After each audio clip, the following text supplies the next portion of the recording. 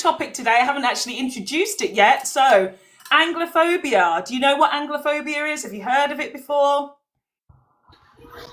Talking about the German people. No. Anglo is English. Well, they are from Germany, yes, but it's more about English people. So it says Oh, hatred or fear of England and its people, culture, customs, and influence. I think it doesn't exist. So basically, let me educate you and educate our followers who are going to come by and listen to the conversation. English people have come up with this term Anglophobia, which, as it's defined, as a hatred, fear of England or its people, culture, customs, or influence. I don't think anybody is afraid of England, of English people. I don't think anybody hates English people either. What I think they suffer from is their own projection, because they're very aware in their soul about what their culture has actually done to the world. So they live in this fear that it's going to happen to them. So they needed to define what this fear was, what they actually were feeling. So they decided to call it Anglophobia, which is the projection of what they fear is going to happen to them. So does that make sense? yeah. Okay, so basically, it's short. They're afraid because what they have done throughout the world, they don't want it to happen to them. Yeah, that's what I believe. I've never heard, and we can all go about our travels. I've never heard anybody or any culture or any group of people say, I hate English people. I've never heard it. Have you heard it? No, but it's justified if they hate it. Yeah, yeah, yeah, yeah, yeah. But I think as people would agree. it seems like basically, even to this day, they still have part in neo-colonialism in Mhm, many parts in Africa. mhm. Yeah, yeah, indeed, indeed. Yeah. And it's like if they want to know what to be hated, let's say, then they should go ahead and ask the government or companies just to stop involving in foreign countries and let them be. Mhm. Yeah, Instead of exactly. like let them mind their own business, like leave us alone, and then you don't get immigrants. It's so simple as that. Otherwise, if you keep destroying and destabilizing their country, people is gonna migrate. Yeah, exactly. I think it seems to be that we all understand the issue, right? Like we understand why it's happening, but English people are refusing to accept why it's Yeah, I mean, happening. they don't want to take responsibility. That's the problem. They don't want responsibility. They want an easy way out. You don't Yeah. want immigrants? Fine. Ask your government to stop what's it called, destroying their country, and you'll see about in 10 years or so, people are gonna return back to the home because it's recovering and they have an opportunity to make a living. And how? Exactly. Exactly. Everybody wants to be where they're from. People wouldn't leave somewhere if they weren't comfortable. I mean, people act as also, English people act as also as if I mean, their yeah, people never leave and their The people English never people also migrate. left. I mean, that's the reason they migrated to England because of the Huns by the Central Asian in 1,000 years ago because they were basically conquered and massacred, so they migrated back to English. But no, went to English. Into England, yeah. The Anglo-Saxons were invited by the native Celtic people who were there. Yeah, After the Romans left, there was this big gap in the country, and then they started to have their little small fights in the Celtic tribes. So they said, hey, English people, or well, Anglo-Saxons, of course they were called, why don't you come and help us? And then when the Anglo-Saxons came, they were like, hold on a called minute, barbarians this at land that is time. better than ours, so They were we're going referred to to take barbarians. over now, and we're going They to were push referred to you lot. barbarians, by the way. They were referred to barbarians. They were referred as to barbarian people, by the way. Yeah. They were Yes. referred to, not Anglo-Saxon, that was not a term. The Yeah. Germanic tribes were called barbarian by the Romans, yeah. But it's Mhm. like, we can see that when there's a chaos in that country, people's gonna migrate. It's just the human nature. Right. Exactly. Exactly. And the fact that still there is such a low number of migrants and immigrants that still come to the UK and they still think it is a massive number. It is a very small number in The main comparison to the majority of the immigrants in Middle East are, the majority of the immigrants in Middle East are in Turkey and Iran, Yeah. Yeah. not Exactly. even They take England. they take millions in comparison. Millions in Yeah, comparison. Thank you so much, XZ. Please stay on Yeah, the panel. We're I'm going to about have to play a game, so I'm about to go. All right, then. Thank you so much for coming up. Appreciated. Thank you. Okay, Conservative. How are you today? I'm great. How are you? I'm good, thank you. What would you like to add to the topic today? I'm just going to say something quick and then bounce out because Okay. everything you and that previous guest said is, of course, right. I mean, it's the same thing in the US. The majority of our problem is that we let our leaders go out and destroy other countries and communities. And then when their people naturally flee because we've made it inhospitable, they come to where we have taken their resources. It blows my mind that people don't get it. So Yeah. everything y'all said is, of course, right. But I want to point out one other flaw that makes me say that personally, as an American, that I hate English people. And that is on TikTok, I keep seeing them put pizza in dough and frying it, and that shit blows my mind. That's not how you're supposed to eat pizza. It freaks me out. What the hell is going on over there? That's I've not terrifying. seen that. I've not seen that It's actually. crazy. It's all over my page. They go, we're going to a dip shop, and then they just take everything and fry it and batter it. Maybe it's a Scottish thing, That's actually. You know what? Scottish, I think. Yeah, that's Oh God, I Scottish. need to take it back. Okay, I'm sorry, English people. You know what? I'm gonna go do my research and figure out which group of you I hate because I hate that shit so much it blows my mind. But anyways, I gotta go back to work. Thank you English so much for people the are conversation. still, thank you, Conservative. And English people are still fighting over the potato. Yeah, they're still fighting over the potato. So that's very true, very something true. that they're actually very upset by. Wonderful conversation. I gotta get back to work. And like I said, you two were spot on in your analysis earlier. Thank you for All having this right. conversation. Have a good day. Thank you so Bye. much. Thank you. We've got Blue. Hi, Koi. How are you today? I'm very well, thank you. How are you? I'm good. I'm good. I'm just going to address the comments real quick and then we will have your thoughts I'm on in the a car topic wash, so today. if it's really noisy, I apologize. Oh, no, it's okay. It's okay. No problem. So we got the comments saying Mobilian Polish people are now returning, which is very true. They have one of the largest diasporas.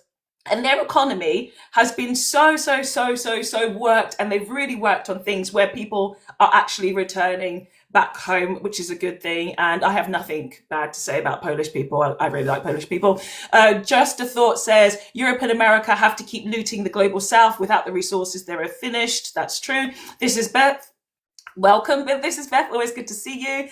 We will be FUCKED if the immigrants leave, especially the NHS. So many specialists are immigrants. Again, very true. Lorraine Hoare says, English? You're not even English. Who says I'm English? Have I said that? I've never said I'm English because I'm not English, Lorraine. I'm not English. I'm not English. Vincent, the Taliban feared us so much they retreated to the mountains, lad. Huh? Huh? You think that people aren't going to run away from pew-pews? You think that everybody's just going to stand there and be like, yeah, come on then. That's got nothing also to do with what I'm talking about here, Vincent. Let's read this together, shall we? It says Anglophobia, the hatred or fear of England or its people, cultures, customs, influence. It's got nothing to do with war. Does that say anything to do with war there? No. Vincent, if English is your first and only language, perhaps try reading it correctly. Right, let's keep going. Let's go. This is Beth Lynn Hoare. Your name is French, and you're not even French. Let's keep going, keep going. And yes, Blue, what do you like to add to the chat today? You can unmute. It's funny how they always try. It's always them in a Wixer mindset when they do the most dirtiest, evilest games known to mankind. You see people causing the most amount of trouble. You look at their lineage, their background, it will refer to this nation that I'm citing right now. Even when these Americans do the DNA tests, all of them come out to be English. Oh yes, that's where they're from. They're from Australians are English. So, and now that America controls the world, which I do think it does, you need to remember where these people come from. So when you think about the evilest things, you need to refer back to it's the same blood. Yeah. It's always really important for us to have that conversation because the English and British are very good at saying, oh, well, they're Americans. It's like, no, you guys are family. You're from the same place. And you know what it is, Fox? I'm so shocked how these people aren't tired of hundreds and hundreds of years of doing this. It's like these people will never be tired. The evil in their heart, the hatred, is like a sports that they like to play, which I haven't got even an ounce of. So even I remember when I actually hated something, I was like, wow, this takes a lot of your energy, and I feel really horrendous. And you know what? After a few weeks, I started hating that sort of insect. I was like, no, even carrying this hate for this insect is a lot for me. And these people hate on full human beings, nations, like people from just because of their skin color. Can you imagine how mind-boggling that is? You just hate someone just because of their skin color. I've just never understood that. That's the thing about racism, though, is they don't actually. Genuinely, I just don't even mean it because I want to be. I want to be the nice ones. 1 minute, Blue. They don't hate us. They hate themselves. It was all projection. I always encourage black and brown people never to take on the energy that they give. Like, as you say, it takes so much energy to hate. It really, really does. I remember when I was all very negative and depressed when I lived in the UK because I could feel all the energies of the people there. And I hated that feeling. I hated the feeling of being there. Ever since I've moved, everything is gone. Happiness is here. Joy is here. Like, it's absolutely exceptional. And I always encourage every non-English person to leave that island. But how is it, as Blue says, you could go every day of your life, and you see it so much now. You see people will have like TikTok accounts talking about how much they hate. They will specifically say, I hate so-and-so. I hate this. And they think that somebody like me hates them because I'm truthful about the history, as in the rest of the world is being truthful about English history. It is. We are being truthful about how English people have treated us and the way they've made us feel and how their histories have completely disabled our lands. But again, we don't really hate them. So this Anglophobia term is pure projection for what they have done to the rest of the world. So just a thought, agreed, it is an island of misery. That's exactly what I say. British UC, this is when you see how smart English people are not. British UCF fan says, this post will be colonized. What the hell? It doesn't even make sense. Cody McCog says, I'd rather live in the UK right now than the USA, baby. That's for damn sure. Laugh my ass off. Cody, you have to understand that whatever the US does, the UK follows. So regardless of living in the US, the UK will be doing the same thing. Mobilian, it is passed down generations, this thought and this feeling. Absolutely. We've got someone else who wants to come up. British UFC fan says, thumbs up, colonization. GT Battle, you were on my live recently. How are you today? I'm all right, sir. Thank you. What would you like to add today? I just want to ask, do you agree with democracy?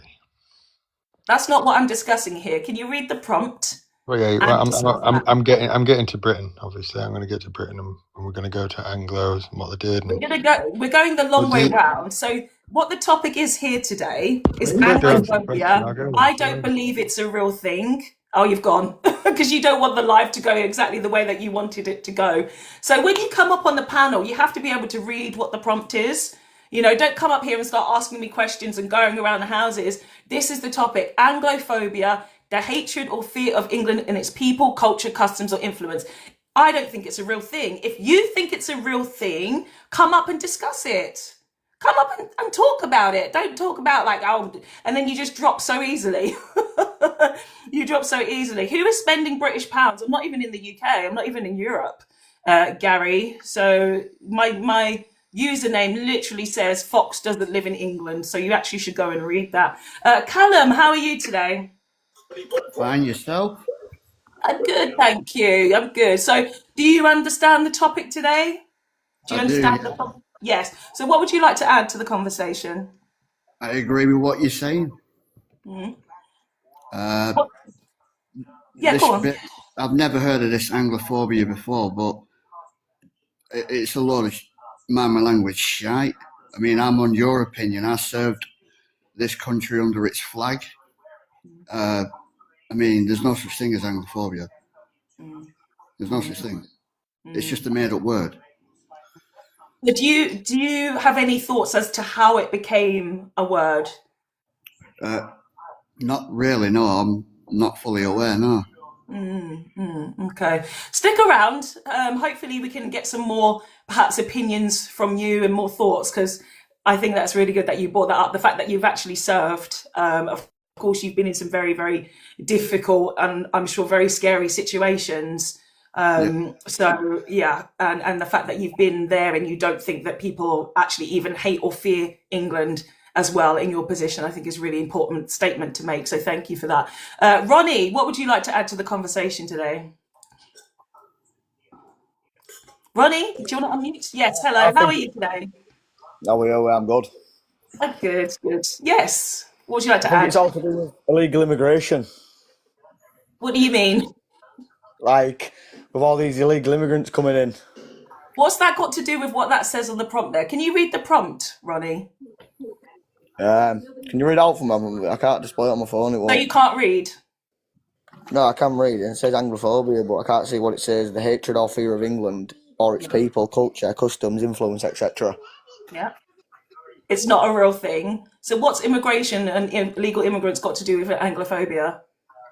Because what I want it. Because people, right? So they come over here and just hating on our country.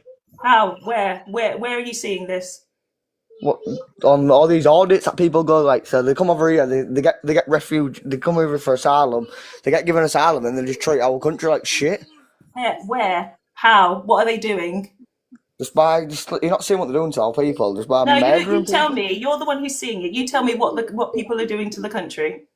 people, just murdering. It's like they're coming over from wherever they're coming from. I don't know wherever they're coming from on these boats and that, and they're coming over here and just absolutely just slaughtering the English.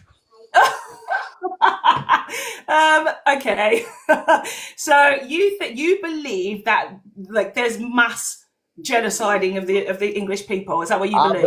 I believe it's another way of terrorism. So instead of them coming over here and blowing places up, I feel like that's their way. That's like their next form of terrorism. So instead, they're going to break a first world countries with the third world countries laws, and that's why they want to bring Sharia law into England and all this and that.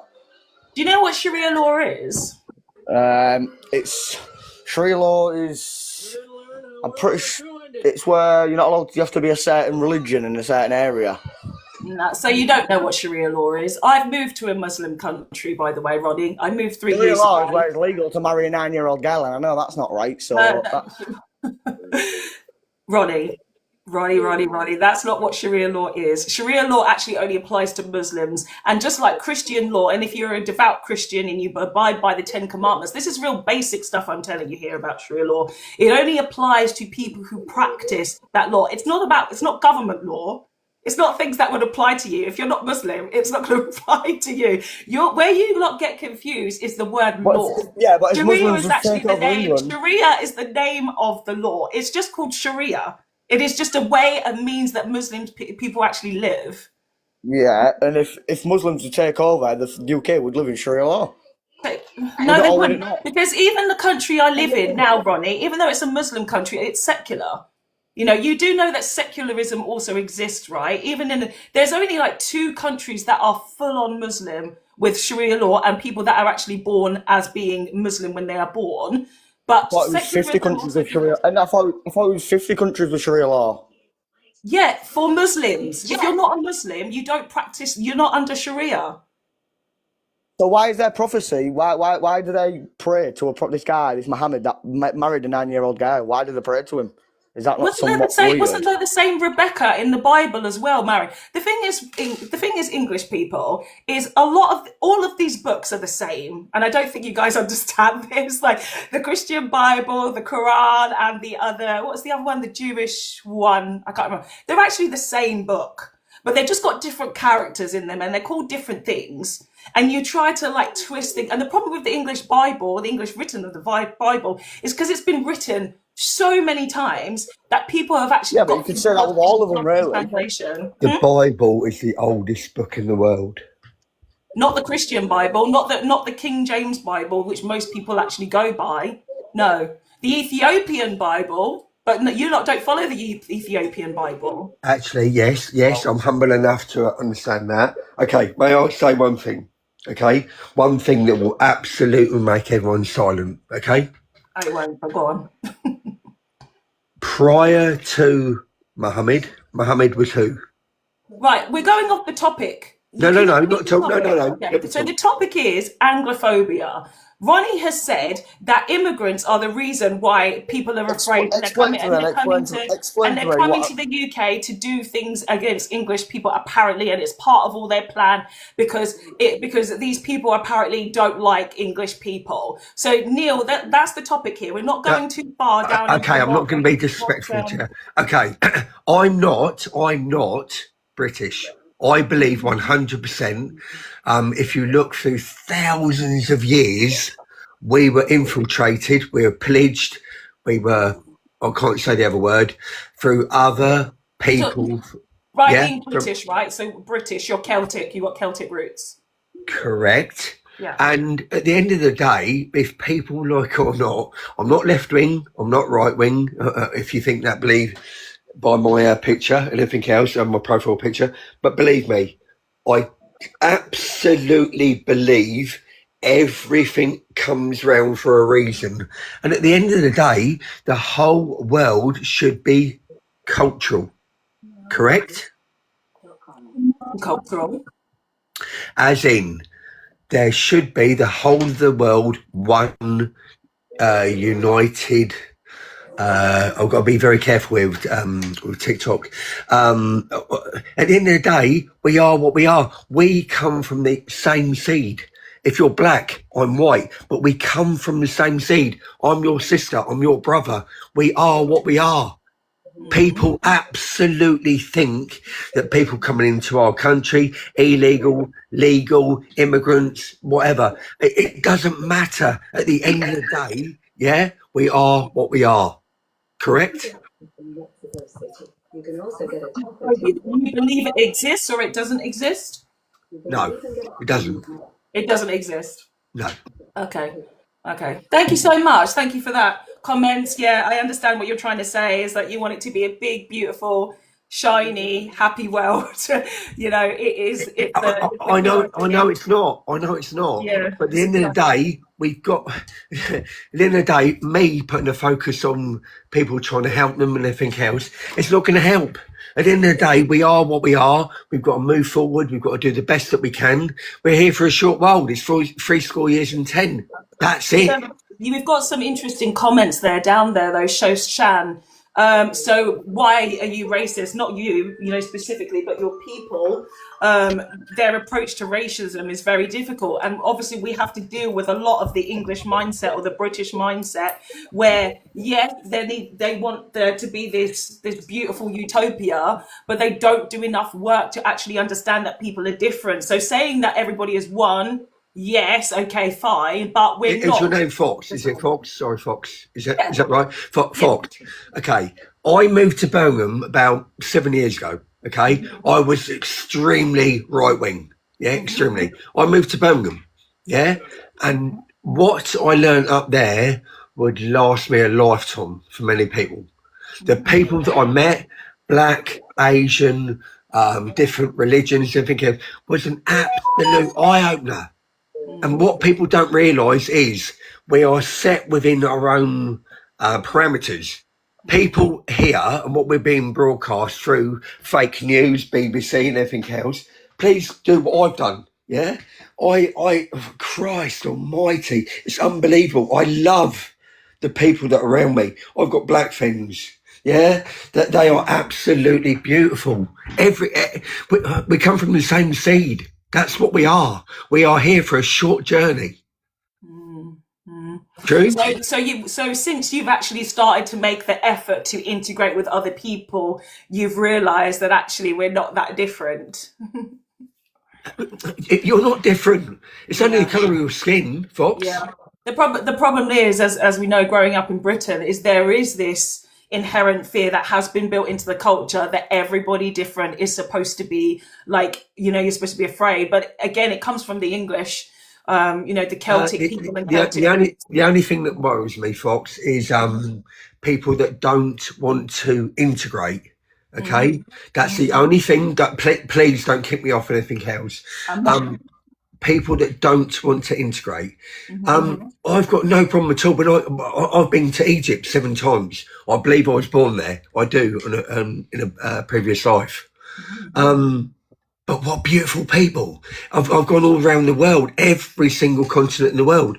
And believe me, I do absolutely believe, take away the skin colour and we're all equal. It's interesting that you bring up the point about integration. So do you mean like integration in the UK? No, everywhere. Everywhere. Yeah. So you see that English people don't do well at integrating when they go No, we abroad. don't. Of course we don't. Yeah. Yeah. You can get, I'll tell you what, the worst possible place I ever went in my life was Benidorm. Yeah. Honestly, Benidorm. Absolutely shocking. Yeah. When you want to actually indulge in some Spanish culture, Benidorm is not somewhere where you want to go. It is, as we know, a Britain in the sun. Oh, it's absolutely shocking. Yeah. Sorry, if there's an echo, I'm going down the lift. But all I wanted to do was jump on here and just let people know, if I can change, so can everyone else. Thank you, Neil. Honestly, like voices like yours are so important, really important. The fact Tommy that Robinson, yeah. Robinson, if I know this is a massive, if I went toe to toe with him, I would tell him what he's all about. Oh my God! It's not the way forward. He blocked me on X this week, which was funny. I'd never even messaged the guy before, nothing. And because of this, I don't know if you've seen, he posted about targeted adverts about homosexuality. And I was like, and he deleted it because people were like, well, you know, you've obviously been looking at that stuff. And I replied saying, why did you delete it? You know, it's 2025. You can love who you want to love. That guy immediately blocked me. I was quite surprised to be blocked. The fact that, you know, it was very quick as well. I'm like, are you online? I've got to be very careful. I've been outed for my views in the past, and I'm still outed now. Should I say to you that Tommy Robinson, which I know for a fact is being politically financed because of a certain religion? Yeah, okay. I know that. We're very aware of that, yeah. Okay. But the thing is, though, Neil, it's not really just about the religion, because, I mean, even historically, who set up Israel, who set up the country, the British and the Americans? And also, like, but imagine what kind of world we live in right now, where you have NZs, you have the Jewish, and you have white supremacy all as part of one thing, when before they were completely separate. You know, that's crazy. That's actually crazy. If I'm being absolutely honest with you, I lost my faith many years ago, about 2013, through one reason or another. But however, everyone's got their political view, everyone's got their religious view. Take away the religion, take away politics, take away football, take away anything that's negative. There's 70,000 people that go to every particular stadium on a Saturday afternoon to be segregated because there's if you want to call it a conspiracy, the Romans done it. The Romans done it many, many, many years ago. What they done, if you know it or not, they put everyone in a stadium, different stadiums, okay? So what they done... Bread and circus is what it's called. Come on, we all know that, and they gave them bread and water. Everyone knew that if you were poor, if you had no political correctness or you didn't understand anything, pull them to a stadium, they had entertainment, they gave them bread and water. Now, move forward thousands of years, yeah? What are we doing now? We are focusing on religious views, we're focusing on negativity. I hate to say it, I've got to be very careful again. The devil's won his own. We're shaking hands with the devil. I hate it. I absolutely hate it. I taught my daughter, as in every single person that you face, be careful, because out there it's not the sanctuary of what we thought years ago. Yeah. It's not a beautiful place. Yeah, we're much more aware to the negative energies and the negative vibes that live on us. Yes, darling. Yes, it's not a case of us living in a cloud or in a pipe. What's it word? We were kind of living in a false land, to be honest with you, before. Like all of this, because the thing is, historically, humanity has always been this way. But unfortunately, we've all kind of become more sensitive to actually how we treat each other as humans.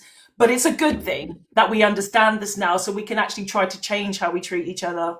Yeah, Fox, may I ask you a question? Yes. Do you actually believe in 10, 15 years the world is going to be a greater place? To be honest with you, I don't know. No. I mean, I moved to a completely different country out of Europe. Where I live is very nice and very, very good. But the only thing that makes it very sad for me is, of course, there's social media. I can see what happens in the world and it still upsets me. 10 or 15 years, I do have a very, like, kind of connection to the universe and stuff.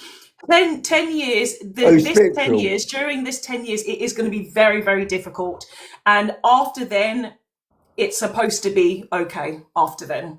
So like 8 years left to go. After then, it's supposed to be. May I ask you, are you religious or spiritual? No, I'm spiritual now. It was not my choice. Okay. Where's your spirit? Where does your spirit set? Where are you? Sorry? Where are you within regards to spirit? Where's your spirit set? Where is it now? What do you mean? Can you rephrase the question? Sorry, darling. Okay. What we are, what I am, is not Neil. All I am is a spirit and a vessel carrying a human experience. Yes. Where does your spirit set at the moment? Human or not? That's an interesting question. Before, I felt like it was exactly like you say. I felt like it was a spirit carrying the body. But now I actually don't know. I actually can't describe because I'm going through something different at the moment that is indescribable. And that's why I asked. Yeah, it's indescribable. I was And very people are so insignificant in this lifetime. In the Bible, if you believe in that, not yet. Okay, I don't now. 70 years and 10, 17. What should I say to you? We've got to live the best life that we can. Yeah. And if you don't, then the next life, I do believe, is going to be. What do you believe, Fox? The energies that I feel, the intuitive messages I've received says, keep positive, stay positive, and positivity will prevail. Yeah. Can I ask something, please? Just 1 minute, because we do go in order here, Fantasy. If you can just bear with me. We go in order, so the next person to come back is, I think, Angloid, because we have actually had Exed, and then just hold your thought, Fantasy, and then you can come in a bit. So thank you so much, Neil. Please do stick around. No problem at all. Really I will follow you. Thank you. I've given you a follow and anything else, but thank you so much for allowing me to diverse what I'm all about. You know what I mean? So yeah, thank you. Thank you so much, Neil. God Thank bless. you. Okay, Angloid, how are you today? I'm good. How are you, Fox? I'm lovely, thank you. What would you like to add to the conversation? Well, I think there has been in the last 20 years a kind of inherent hatred of Britain and its history and British people as a whole. And I think ultimately is a negative thing. I think we're taught to be ashamed of being British, of our history, of our ancestry, but we should be celebrating who we are and we should be proud of who we are. As an African should be proud to be African. So if you're being taught this, surely that's English teachers or British teachers teaching you this. Sure, yeah. So it's not. So how does that even make sense? That means Anglophobia is not even real, because how can you be afraid of yourself? That's nothing to do with us. No, I guess I'm not talking about the term Anglophobia. I'm kind of talking about the kind of the hatred of English customs and influence and history and stuff like that, rather than the actual term Anglophobia. Okay, well, please don't talk over each other because we can't hear each other if we all talk at the same time. XNA. So, do you mind me asking how old you are? Yeah, I'm 18 years old. You're 18. So in your school, so obviously you're very young.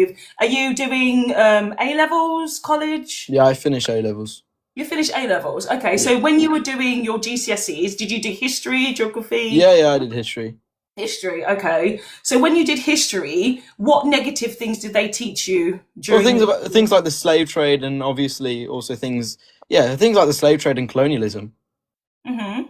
So and I guess it's in a negative a negative mindset rather than a positive mindset. Because Well, if we it was a because negative thing. if we look at it, every single race of people did slavery. But what was unique about the British people No, is not every single race or every single country actually did slavery, and there was every single lots of race did different slavery. types. Can you name? There Can was you name lots one of. race that So didn't do slavery? it's always interesting. It's interesting to me, Angloid, that when you have a vast history that you do have as British people of 1,500 Absolutely. years, you see a black person, and the only topic you can bring up is slavery. Is there any other topics you want to talk about regarding British history?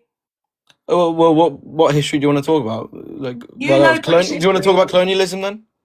so that's also to do with other people.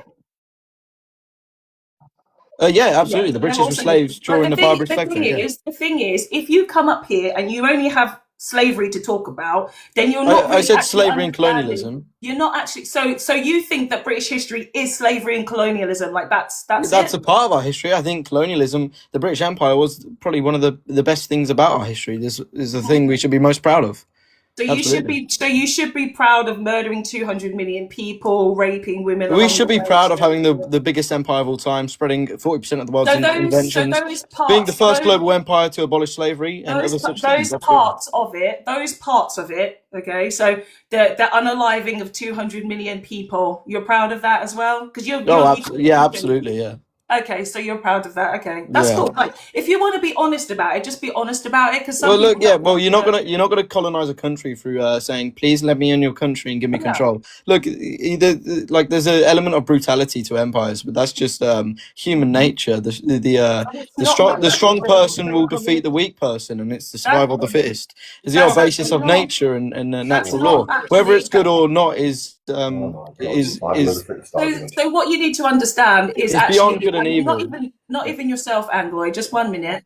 Is yes, there are empires. Yes, there have been many different empires, but empires have genuinely existed in their own vicinities. So you've got the Chinese Empire; it was kind of stayed in Asia. The Ottoman Empire, of course, spread a little bit, but it was only the British Empire that felt the need to actually invade 171 countries.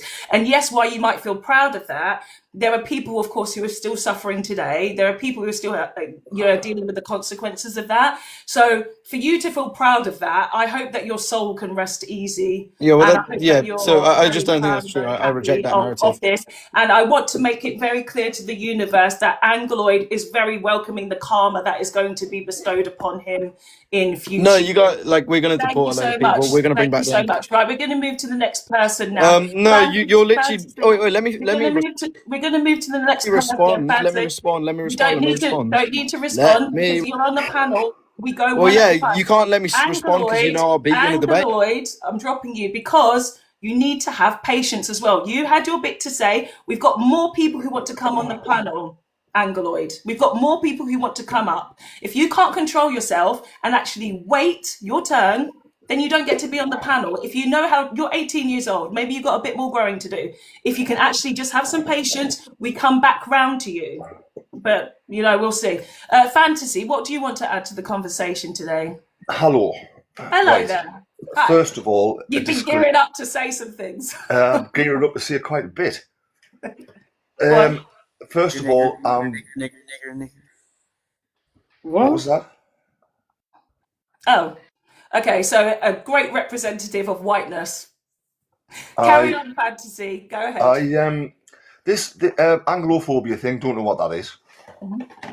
First of all, that's what we're talking about here. That's the definition. So I'll read it.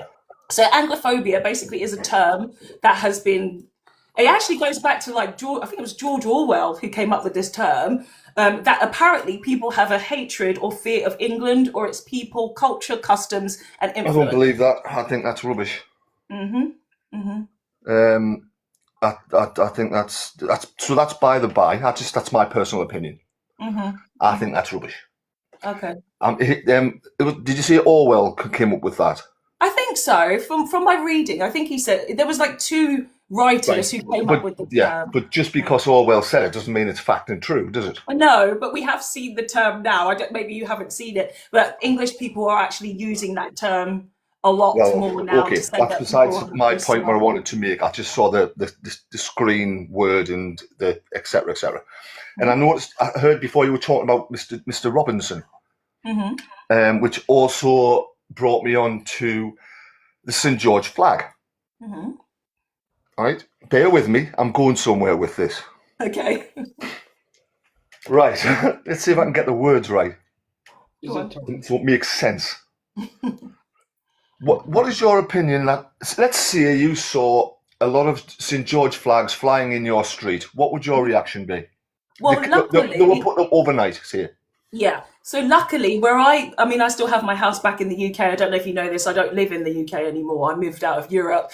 Thankfully, when I do go back to my house, there are no England flags around, and even my English neighbours are very happy that there are not. Would you object to them being there, the St. George flag, not the Union Jack, the St. George?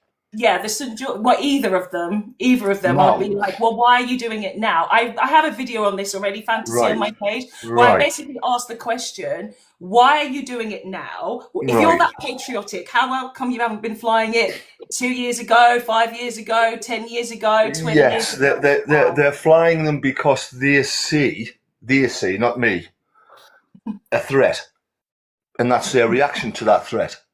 But yeah, okay. I'm not defending it. I'm not defending it at all. Yeah. So I'm still getting to my point. Okay, sorry, I'm still getting to my point. It's quite not twisted, but it's like it's got a few little roads to go yet before I get to the end of it. Okay, now, take us on the journey. Now, I've asked a couple of people who fly the George flag why they fly it and what does it mean. Mm-hmm. What is the essence of that flag? What does it represent? Mm-hmm. And not one of them have been able to tell me. Yeah. Now, would you like to know what the essence of the St. George flag actually means and what it represents? It comes from Turkey.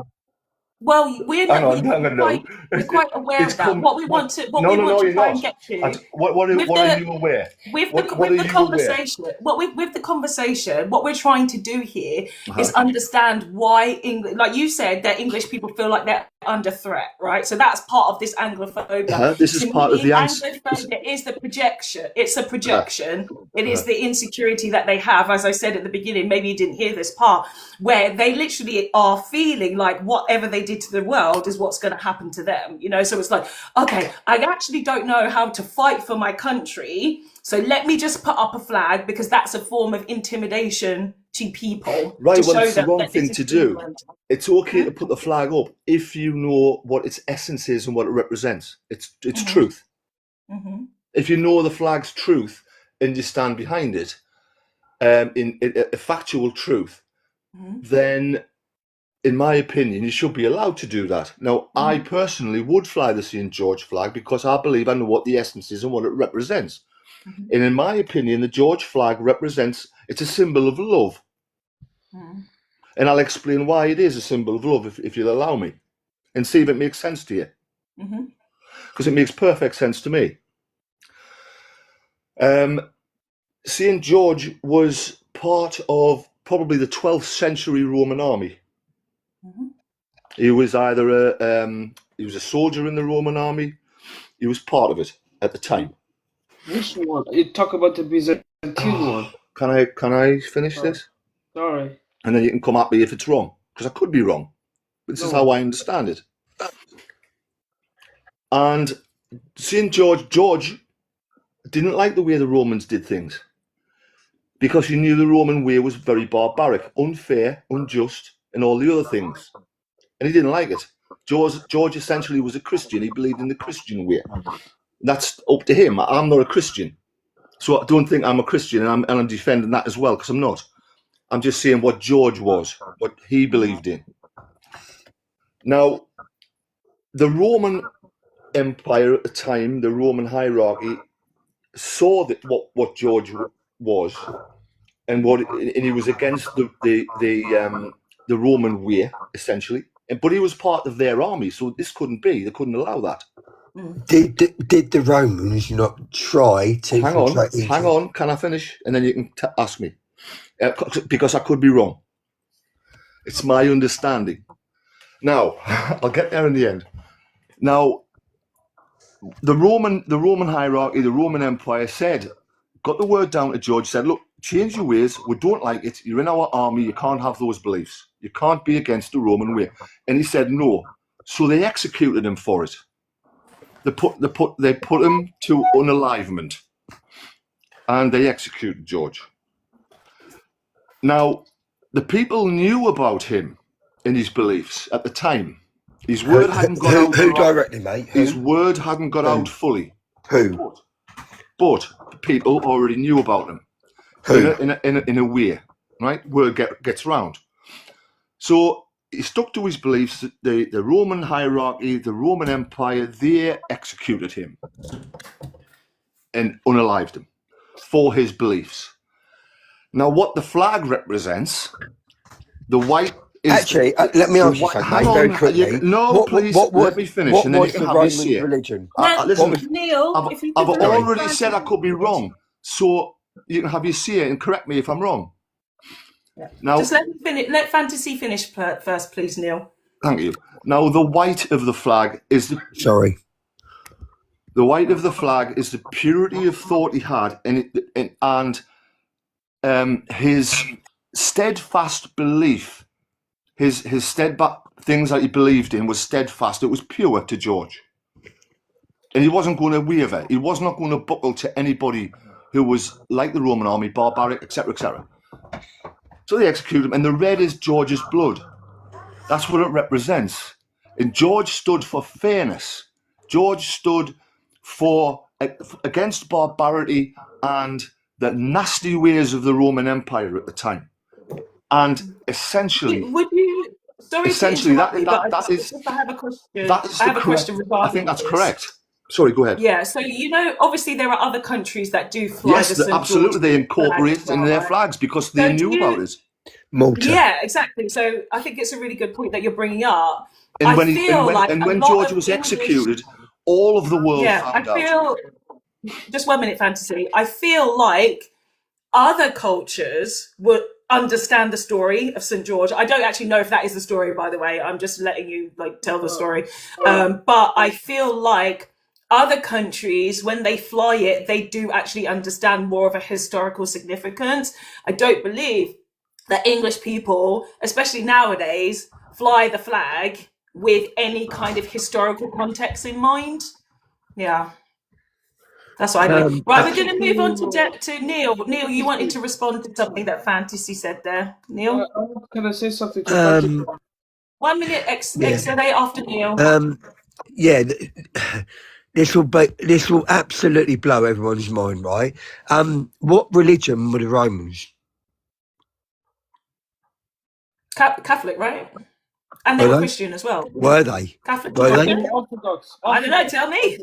Orthodox. There you go. There's three separate answers there. There you go. There you go. The Romans were loyal to their own. And did you know? Sorry to put like a spoon in the mix. Yeah. Did you know that? How shall I say something? I've got to be very, very careful here. Very careful. Okay. So Jesus, and there was another bloke called who? There was Jesus and what was his name? Barabbas. What's that got to do with Jesus? No, hold on. What's the flag got to do with Jesus? Hold on. So Jesus and who was the other bloke that was going to be sanctioned? Who was it? Was it Barabbas? Who was it? I'm just because I feel like we might end up going a bit too away from the topic. Yes, exactly. Is there something that you can bring it back to the topic, Neil? Because yes, okay. I understand the point. Okay, at the end of the day, because there was no religious content for the Romans, they did not know their followed path, i.e., there was nothing solid. Yeah, they were loyal to themselves. Correct. Right. Like they were instructed by Constantine. Correct. Right. So what? Where are we at with that thing? What's it got to do with the George flag? Fake. What do you mean fake? Fake. What's Why fake? am I being muted? What's fake? Because we take it in turns here, and we don't talk over each other, What, King. That's why. what is fake about the St. George flag? Turkish. And so? So St. George supposedly saved the dragon. And who was the dragon? What was the dragon? Who was the dragon? Mythical What was the dragon? or not? What was the dragon? Hold on. Mythical? No. It wasn't mythical at all. No? It was real. But it wasn't a dragon. So, hold on. So the dragon's real? Yeah? Yes. Okay, where did the dragon... hang on. But not an actual dragon. But it is real. But you've just contradicted yourself. Yes, I have. Probably it sounds like I have contradicted myself, but I corrected it and I said no. Yes, it was a dragon, but yes not or no? The dragon you think it is. It wasn't a real beast. It wasn't that dragon. The dragon was the Roman Empire. Symbolic, yeah. Okay, so symbolic means something or influenced by what? George helped slay the Roman Empire. That's what the dragon is. Okay, so he slaved the Roman Empire. He helped slay it. He helped bring it down. Okay. And what army? Hold on. What army did he have behind him? The people. What people? The people who believed in him. Oh, there you go. The people who believed in You've got to justify what you're saying. Thank you so much, guys, for this part of the conversation. We're going to move on now to Derek, I think it is. Thank you so much, Fantasy, for the input. Really interesting knowledge. And thank you, Neil, as well, again, for being here. Wasn't contradictory, it was factual. Derek, what do you want to add to the conversation, please? First off, afternoon, Fox. How are you doing? I'm okay. How are you today? Not a bother. Just to the lads that are going on about flying the flag of St. George. At the moment, there's the narrative being put out there that there's one bad egg on the boats, they're all bad egg on the boats. There's one bad foreigner, they're all bad foreigners. At the moment, there is a prince was after being all but convicted of being a PDO. So based on the logic of one bad egg, all bad egg, and the connection with St. George's flag and a monarch, why would you wave one outside your house? Why would you not be ashamed to wave one outside your house? Since the exact same people that point the finger at those on the boats are the same people that are shouting and roaring, protect our kids, protect our wives. So if you've got somebody who wants to ban that narrative, why would you show pride in waving St. George's flag outside your door? Or hanging around your shoulders, for that matter. The two lads. Fly the UK flag, the British flag, the Union flag, however you call it, the butcher's apron. Just have a yes or no in the chat or in the panel. Does anybody fly it? Yes or no, everybody? Can you reply? Do you fly the British flag? Yes or no? Let us know in the chat. Yes or no? You guys on the panel, yes or no? Can I make a comment? I've just asked a question. Can you answer the question? Yes. So do you fly the flag? I fly the flag, yes. Okay, yes, thank you. Paul, are you there? Are you British? Do you fly the British flag? No, I don't fly the flag. Sorry, just very quickly. Flag. Thank you, Derek. Do you fly the flag? Jesus, no, not where I'm from, Ireland. No. But Fantasy, do you fly the flag? He's there. Fantasy, do you fly the flag? Hello, are you still there? Yes, you do. Okay, in the chat, thank you. XNA, I'm going to assume that you don't either. No, so I'm most not people, I'm not from UK.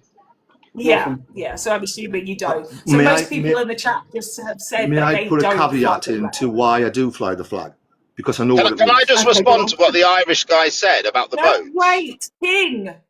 I've told you already, and I tell people very clearly, wait your turn. If you don't have the ability to wait, please drop down into the comment section. Everybody gets their turn, King. Exercise self-control, please. Fox, don't unmute yourself. Fox, can I just say something and I'll stand down? Yeah. I don't think people understood what I said. Okay, go on. I don't think they took it in. Go on. Yeah, but you said you fly the flag. So you're saying you fly the flag because of historical reasons, like you mentioned. Because I believe it's a flag of love. Okay, Thank you so much. Quick answer. Okay, so Derek, yeah, you've made your points very clear on that. Yeah, the royal family. I think it's really good kind of like having the flag conversation, how we've ended up here, of course, thanks to fantasy and people actually understanding what the flag represents. I feel like a lot of English people, and as we said, and you know, it's been the conversation, and as generally English, like British people, and those who have become British citizens, or you know, from immigrant and immigrant backgrounds, descendants of immigrants, we've obviously come to know that now that flag represents something else. It doesn't represent love, as fantasy has in his way. It has become a symbol of hate. To me, It's the it always but has it's the been. wrong one, isn't To it? me, it's 1 minute fantasy. To me, it always has been a symbol of hate, because how can you go around the world and then plant this flag after you've colonized people, after you've murdered them? You know, there are still 22 countries with the British flag I on the agree. country, I and agree. they How don't could they have, these do that? countries don't have liberation. These countries don't have liberation. They don't have respect. This Commonwealth thing, you're just saying, okay, you know what, we are still being held accountable by the colonizers. So it's not something that actually unites people. It continues to separate people, especially because British people don't even know these countries that are underneath the British flag. They don't know anything about their cultures, their religions, their languages. They assume that they can just go to these places and still be British and still have like some kind of English identification abroad. So there's not really any kind of Well, unity or I'm understanding. trying to reclaim it for its real meaning. Okay. Well, good luck. Good luck, fantasy. That's all I can say is good luck. Well, I'm going to need Apple. it. I'm going to need a bit of luck, I think. Yeah, you will. A lot of it. Apple, what would you like to add to the conversation today? Yeah, I think personally, I think Anglophobia, I think there's the opposite of Anglophobia, because I don't think we really learn about Anglo-Saxon history. I think if we did, you'd understand, you know, a lot of lies are told to Anglo-Saxons. For instance, you know, Anglo-Saxons used to believe that, you know, having a bath was witchcraft. So they weren't very hygienic people, and they used to trade turnips and things like that. But we're never taught about these things, or the fact that the French invaded them and wiped out the whole middle class. You're not taught this. All you're taught is their victories. So in reality, I feel like Anglo-Saxons, they talk from a high pedestal, but it's not really true, you know. Even though we're born here, Anglo-Saxons like to act like, you know, obviously we've got no belonging to this land. Even though they're German, a lot of them are not indigenous per se, but as I say, yeah, like they've got this revisionist history where they believe like places like Africa and India is backwards, but Africa and India was, you know, they were so advanced during the times when Anglo-Saxons used to dip each other in the river to see if they flirt or not. They used to dip each other in the river and trade turnips and literally not clean themselves until Romans came and built their roads, until they got civilized. So let's not act like they're very civilized people, but in reality they're not. So that's why it's You know what's really interesting though, just 1 minute extra there. I know you're like really itching to add some more to the conversation, but I think what's really interesting, thank you, Apple. Please, I'm just muting you for a second so I can pick up on what you've just said. I think what a lot of English people struggle with is the past. So you brought up a lot of stuff there about them being unhygienic. You can talk about this stuff today. What do we see during the protests? The men are all pissing in the street. It's like their behavior today is still very against humanity. They're still trying to unalive people throughout the world. As we know, they still have their militaries in countries that they shouldn't be in. So they're still acting that same way. They're now, of course, standing at the shore saying, turn back the boats. We don't want the boats. They don't want people coming to their country, even though they thought they had the freedom of the world to travel wherever they want. And they still think today in 2026, they have the freedom of the world to travel where they want. So their behavior is historical and also present day. And I think a lot of English people don't seem to understand that. Or, you know, when we all see on our social media how they misbehave on Ryanair flights going to Spain, how they're always getting arrested all of the time, they find it funny. They think it's absolutely hilarious to be antisocial and disruptive beings on this planet. They think it's a joke. But everybody else is very frustrated, very annoyed, and everybody can identify when the British are coming, and they're like, the British are coming. And guess what? Spain doesn't want the British anymore. Netherlands don't want the British. Eastern Asian countries, the British people are always in jail for trafficking drugs. You know, the reputation is not Can I good. respond, or is this But yeah, just one more thing, you know, You know, I just want to know, yeah, you know, fantasy, my bro. they're You talk two about the tearing thing, on this panel? yeah, Ridiculous. all right, mate. But you know the St. George's flag. St. George was a Turkish guy. So when you're marching down the road and you see people that look like St. George and you're telling them to get out of here, how do you like reconcile it? How do you say, oh I well, don't it stands? understand your point. I don't understand your point. You'll have to explain it a little bit more in depth than that. And St. George was Turkish, so what?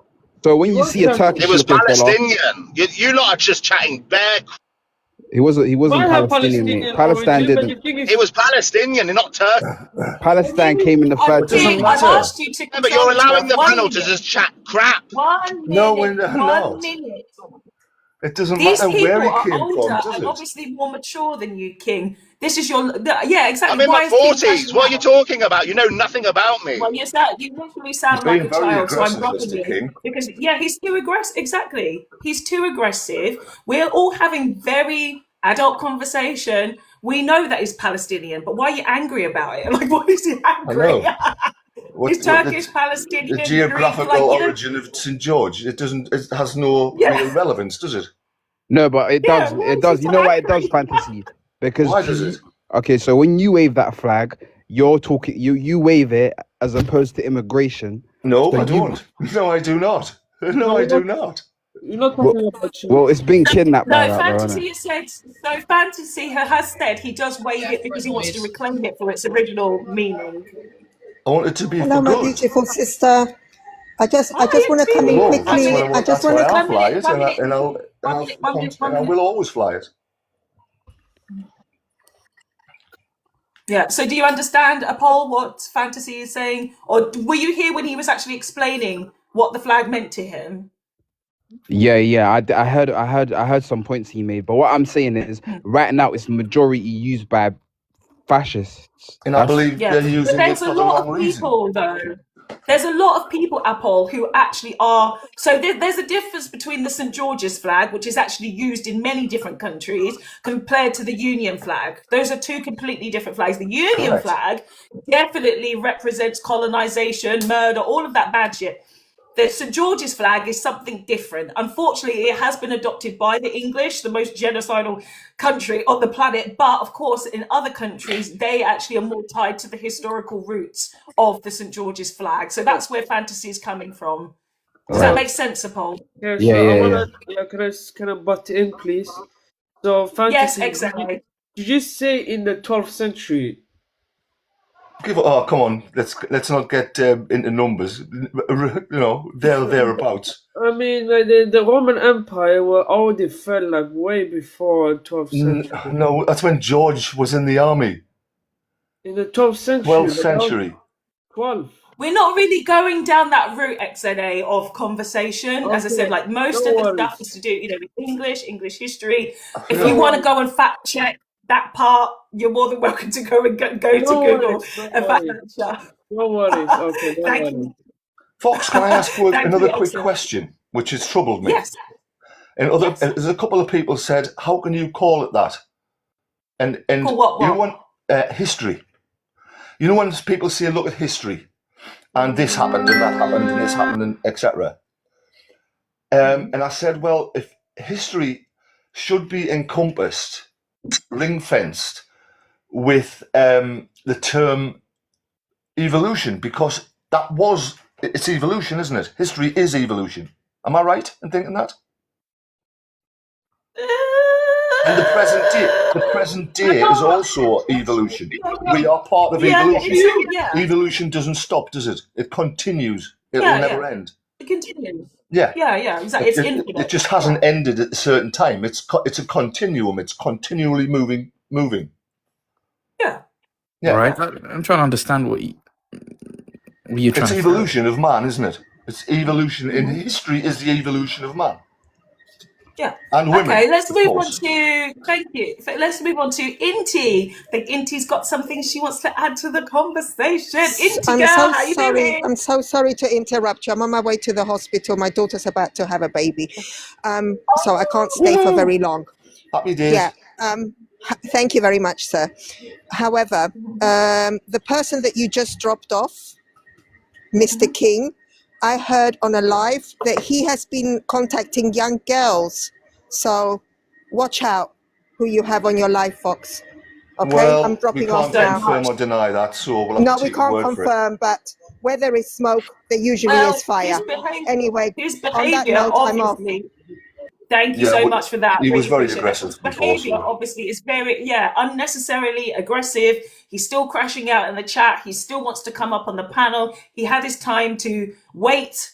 He's talking about being 40 years old, obviously not mentally 40 because I'm 42. And, we're just trying to make sure that everybody gets their turn to say something.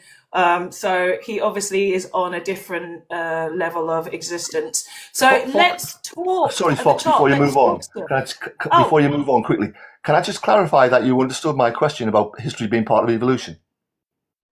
I thought you were just making a statement. Is there something you want to add?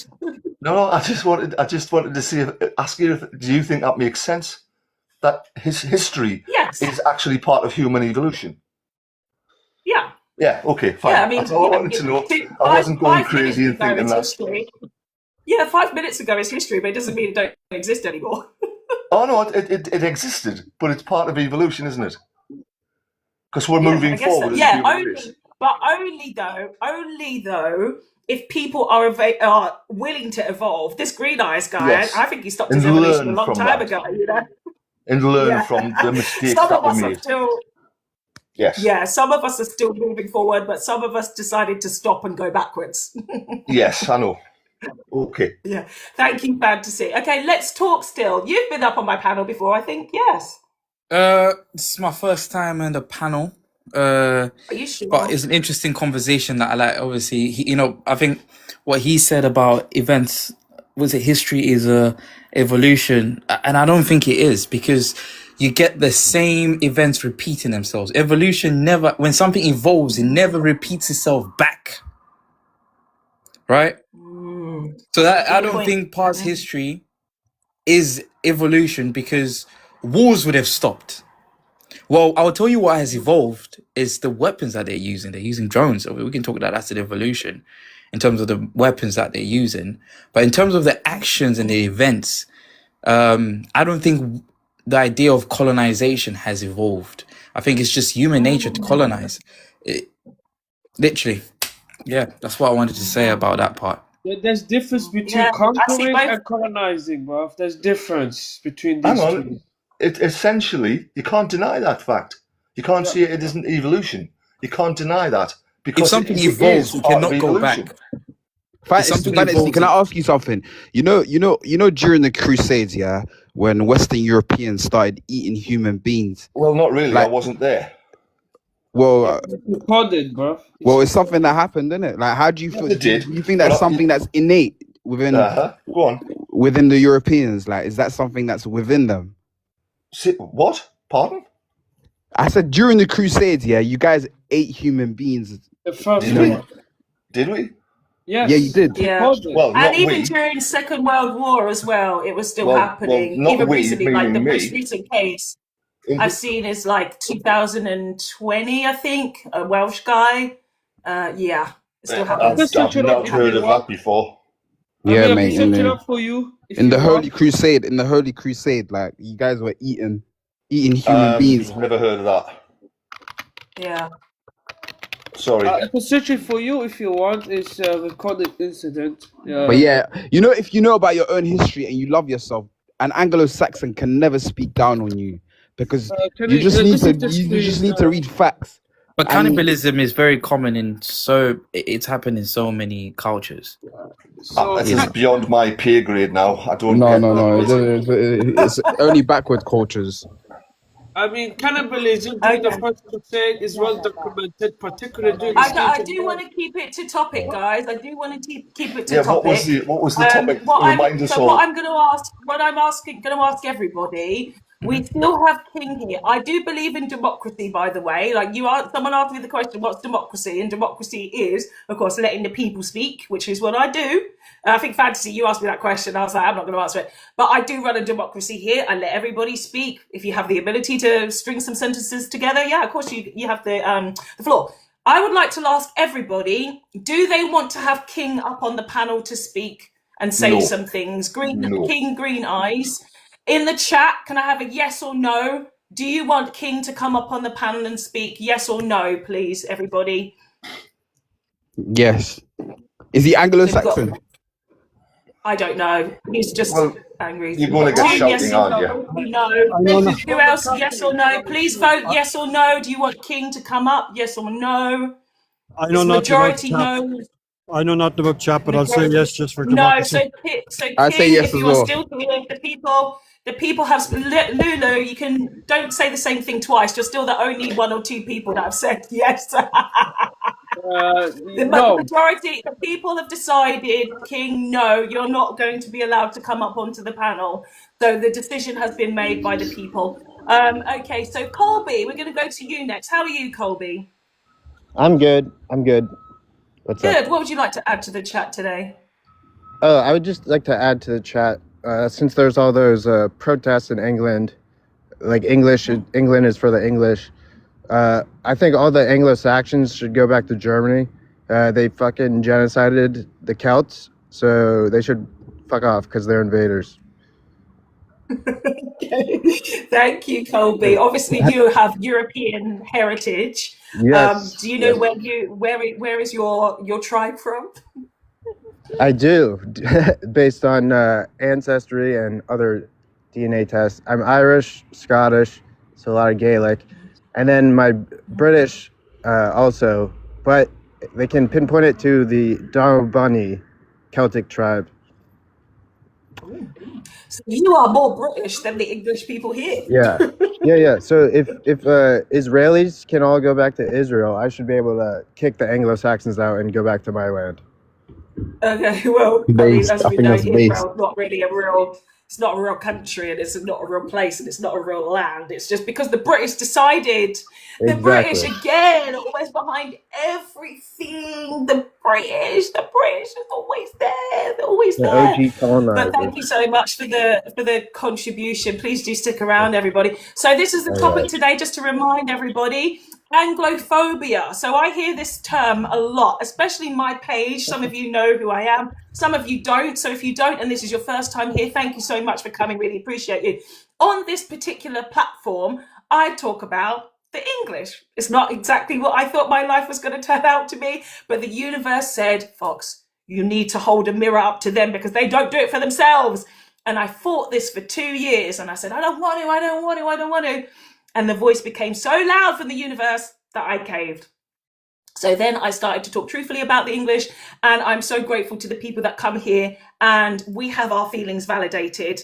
We are learning history, the real history, because as we know, it's been whitewashed. It has been completely, just propaganda. We've heard all the good stuff on the English side or for the British, but none of the bad stuff, which of course has affected the rest of the world and most of us. So this term Anglophobia has come about, which is more in use, which is defined as the hatred or fear of England or its people, culture, customs, influence. Most people that have come up onto the panel, including English people, have said that Anglophobia is not a real thing. They don't believe it's real. I don't believe it's real. What I say is that it is a projection, because we know and understand that British, or let's be accurate, English people are living in fear of the same thing happening to them, what they did to the world. So this is generational guilt that they have that they don't recognize, while the rest of us are dealing with generational trauma. They're dealing with generational guilt. And so that's why they have to come up with these terms, because they don't actually want to address what they did, which was disastrous to the rest of humanity. So we got somebody who wants to come up. Sarah James. Sarah, yes. How are you today, Sarah? Yo, hello. Hello. Why have you got a hello? Yeah, I'm a male, but Hello? still. You said you. Okay. How bad? You said that you're living through. What would you say again? I've said many things. What did I say You specifically? said like you yourself are living through like trauma or something. I said the rest of the world who is affected by English people have generational trauma. Can while you the tell me what the English have modern day English generational people guilt. did to your people? Modern day.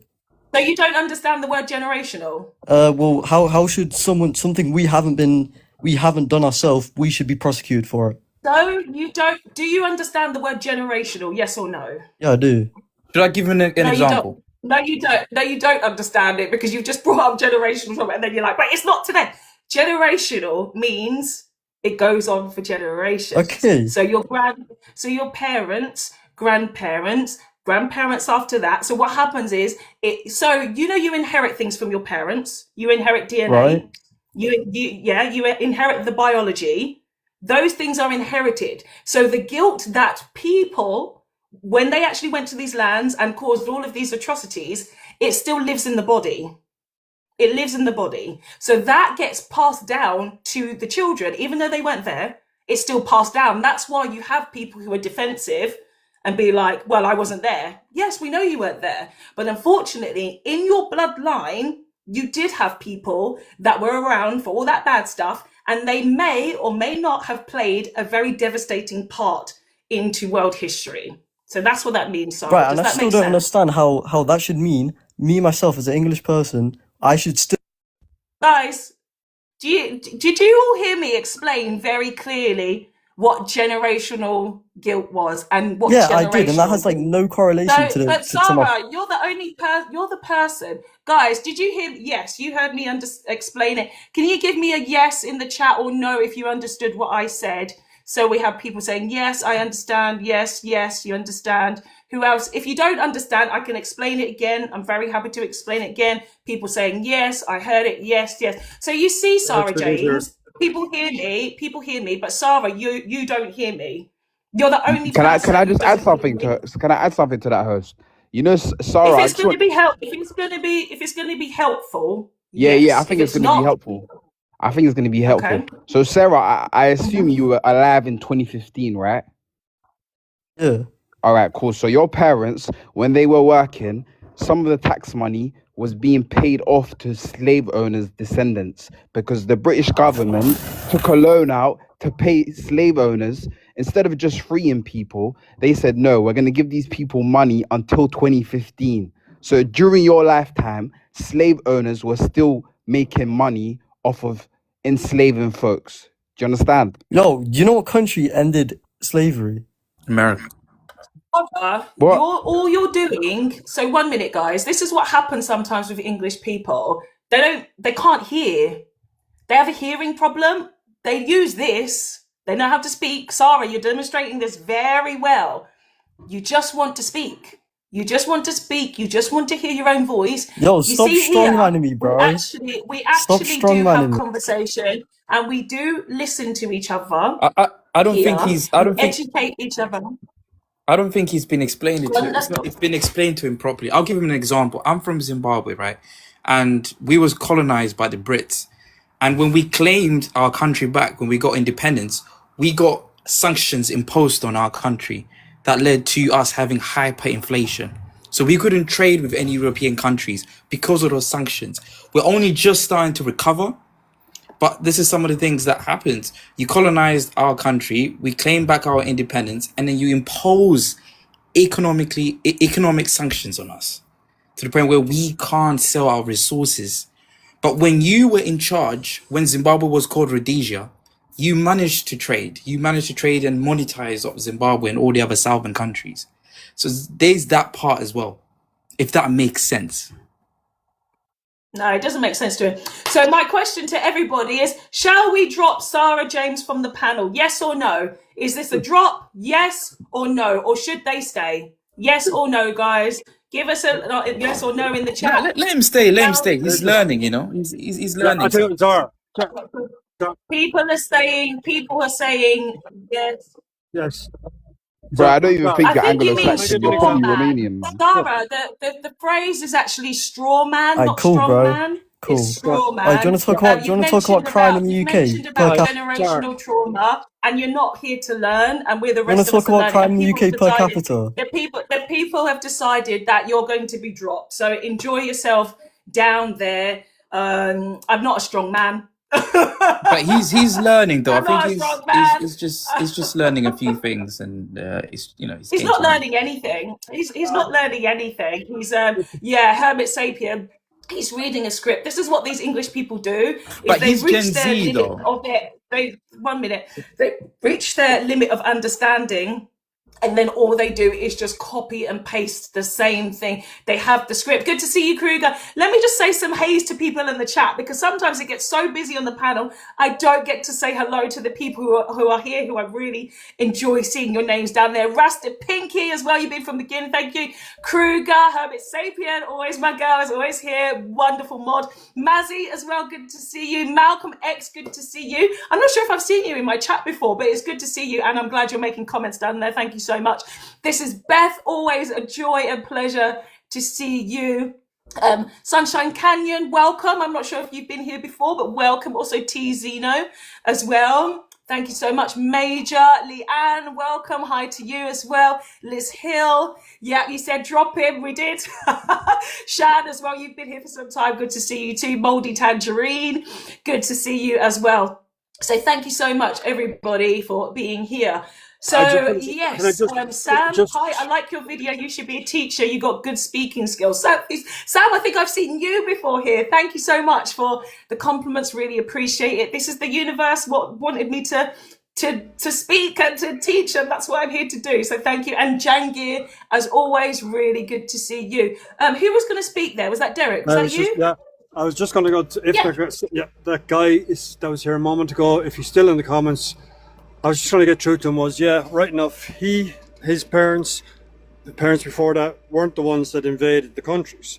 However, he and his parents are benefiting at this moment. Your economy is benefiting from that colonization. And if you really have an issue with colonization, why aren't you out mouthing on the streets about what's going on in Venezuela? Because if you're able to identify with the fact that colonization was wrong, surely you wouldn't be passive and allowing America to do exactly what Britain did do. So you can't have your cake and eat it at the same time. You either go along and bite the bullet and say, yeah, we did wrong, and yeah, we are doing wrong by taking all the resources off these third world, or what you count as third world countries, and maybe it's time we should start giving them back, or you just shut up and stay whinging to yourself. It's your choice. But you know what it is? Some of these lot, they were not taught this type of history. They weren't taught this history. So he doesn't know. I mean, I don't even think they need to give back, because that's quite impossible. I think what they need to do is just pull out everything they have out of that country and leave us alone. That's the only thing that... No, we want our stuff back, man. Don't let the colonizers take things from you that don't belong to you. Fox, they have to be returned. Can I ask you a question? So, yeah. So let's say we were to return. Let's say let's say Great Britain was to return all that they took. Okay, do you trust majority of the African leaders that they can actually support their people? No, unfortunately, and the worst thing is that Nigeria is a former British colony, so it still has the British mindset. There needs to be a massive overhaul. Of course, Traore is doing what he can. I'm hoping that, and this is what people don't understand about the whole entire continent of Africa. Corruption. That place, that huge expanse of land was colonized by five or six European countries. Every single piece of land, except for Ethiopia, was colonized. It had British rule. It had British mindset. It had British theft. It had all of these things, and it's not being undone. Ibrahim Traore is somebody who has woken up and is now trying to unite the masses. It is a very tough job that he's got to do, because why? The Europeans are still trying to take him out every single day. They still have the ability to indoctrinate and to brainwash African people against themselves. That's what Europeans do. They're good at manipulation. They're good at gaslighting. They're good at doing these things. But we can't deny That's the why fact us that as we have Africans, corruption. the diaspora, we have to do what we can with our voices to make sure that they don't do the work of white supremacy, because they don't know. So We know. would you say that, okay, so you use Nigeria as an example, and you said it's because they were colonized by the Brits, potentially that's why they still have a British mindset. So would you say that the corruption within some of the African governments is due to that? Yes, of course it is. Of I'm gonna have to course it is. disagree with that. I'm gonna have to disagree with that. Prior to colonization, we were trading with each other. We actually had communication. We understood each other a lot better. Yes, we had conflict, but Inti, I don't know if she's still here. We had this conversation the other day, and this is what it was like in all of our lands. We all had conflict, but they were never to this scale of what the Europeans did throughout the whole entire world and pushed their ideology upon the world. We did not have this level of conflict at all. We had shared wealth. The richest person, hello, Mansa Musa of Mali, was sharing this gold throughout the land. They were trading salt, oil, religion, education. All of these things had been done across the continent. Remember, it was not countries. It was just parts of land. It was one giant land of Alubakan. That was our land. Unfortunately, now we have people, as I said, with this European colonizer mindset. We have those people that have the whiteness in them, even though they're black faces, black representing. Those are the people that need to go because they're not working for the people. They're working for themselves. Have you heard of a guy called Robert Mugabe? Of course I have. He was anti. He would be, the way you're thinking, what you said. I don't think he was a Western puppet. He was far from a Western puppet. But Yep, he wasn't, yep. I'm speaking as someone that lived under his regime for years, and there was corruption. Whilst we had sanctions imposed on us, but there was hardcore corruption. I think one thing we need to address, which many African leaders are starting to step up and do, is we need to address the problem of corruption. There is corruption in the UK, of course, but we don't have corruption in the UK where there's starvation sometimes, where people not starvation, but unemployment. The thing is, let's talk about the comparison between the island of the UK and the continent of Africa, or specific countries in Africa. UK is poor, man.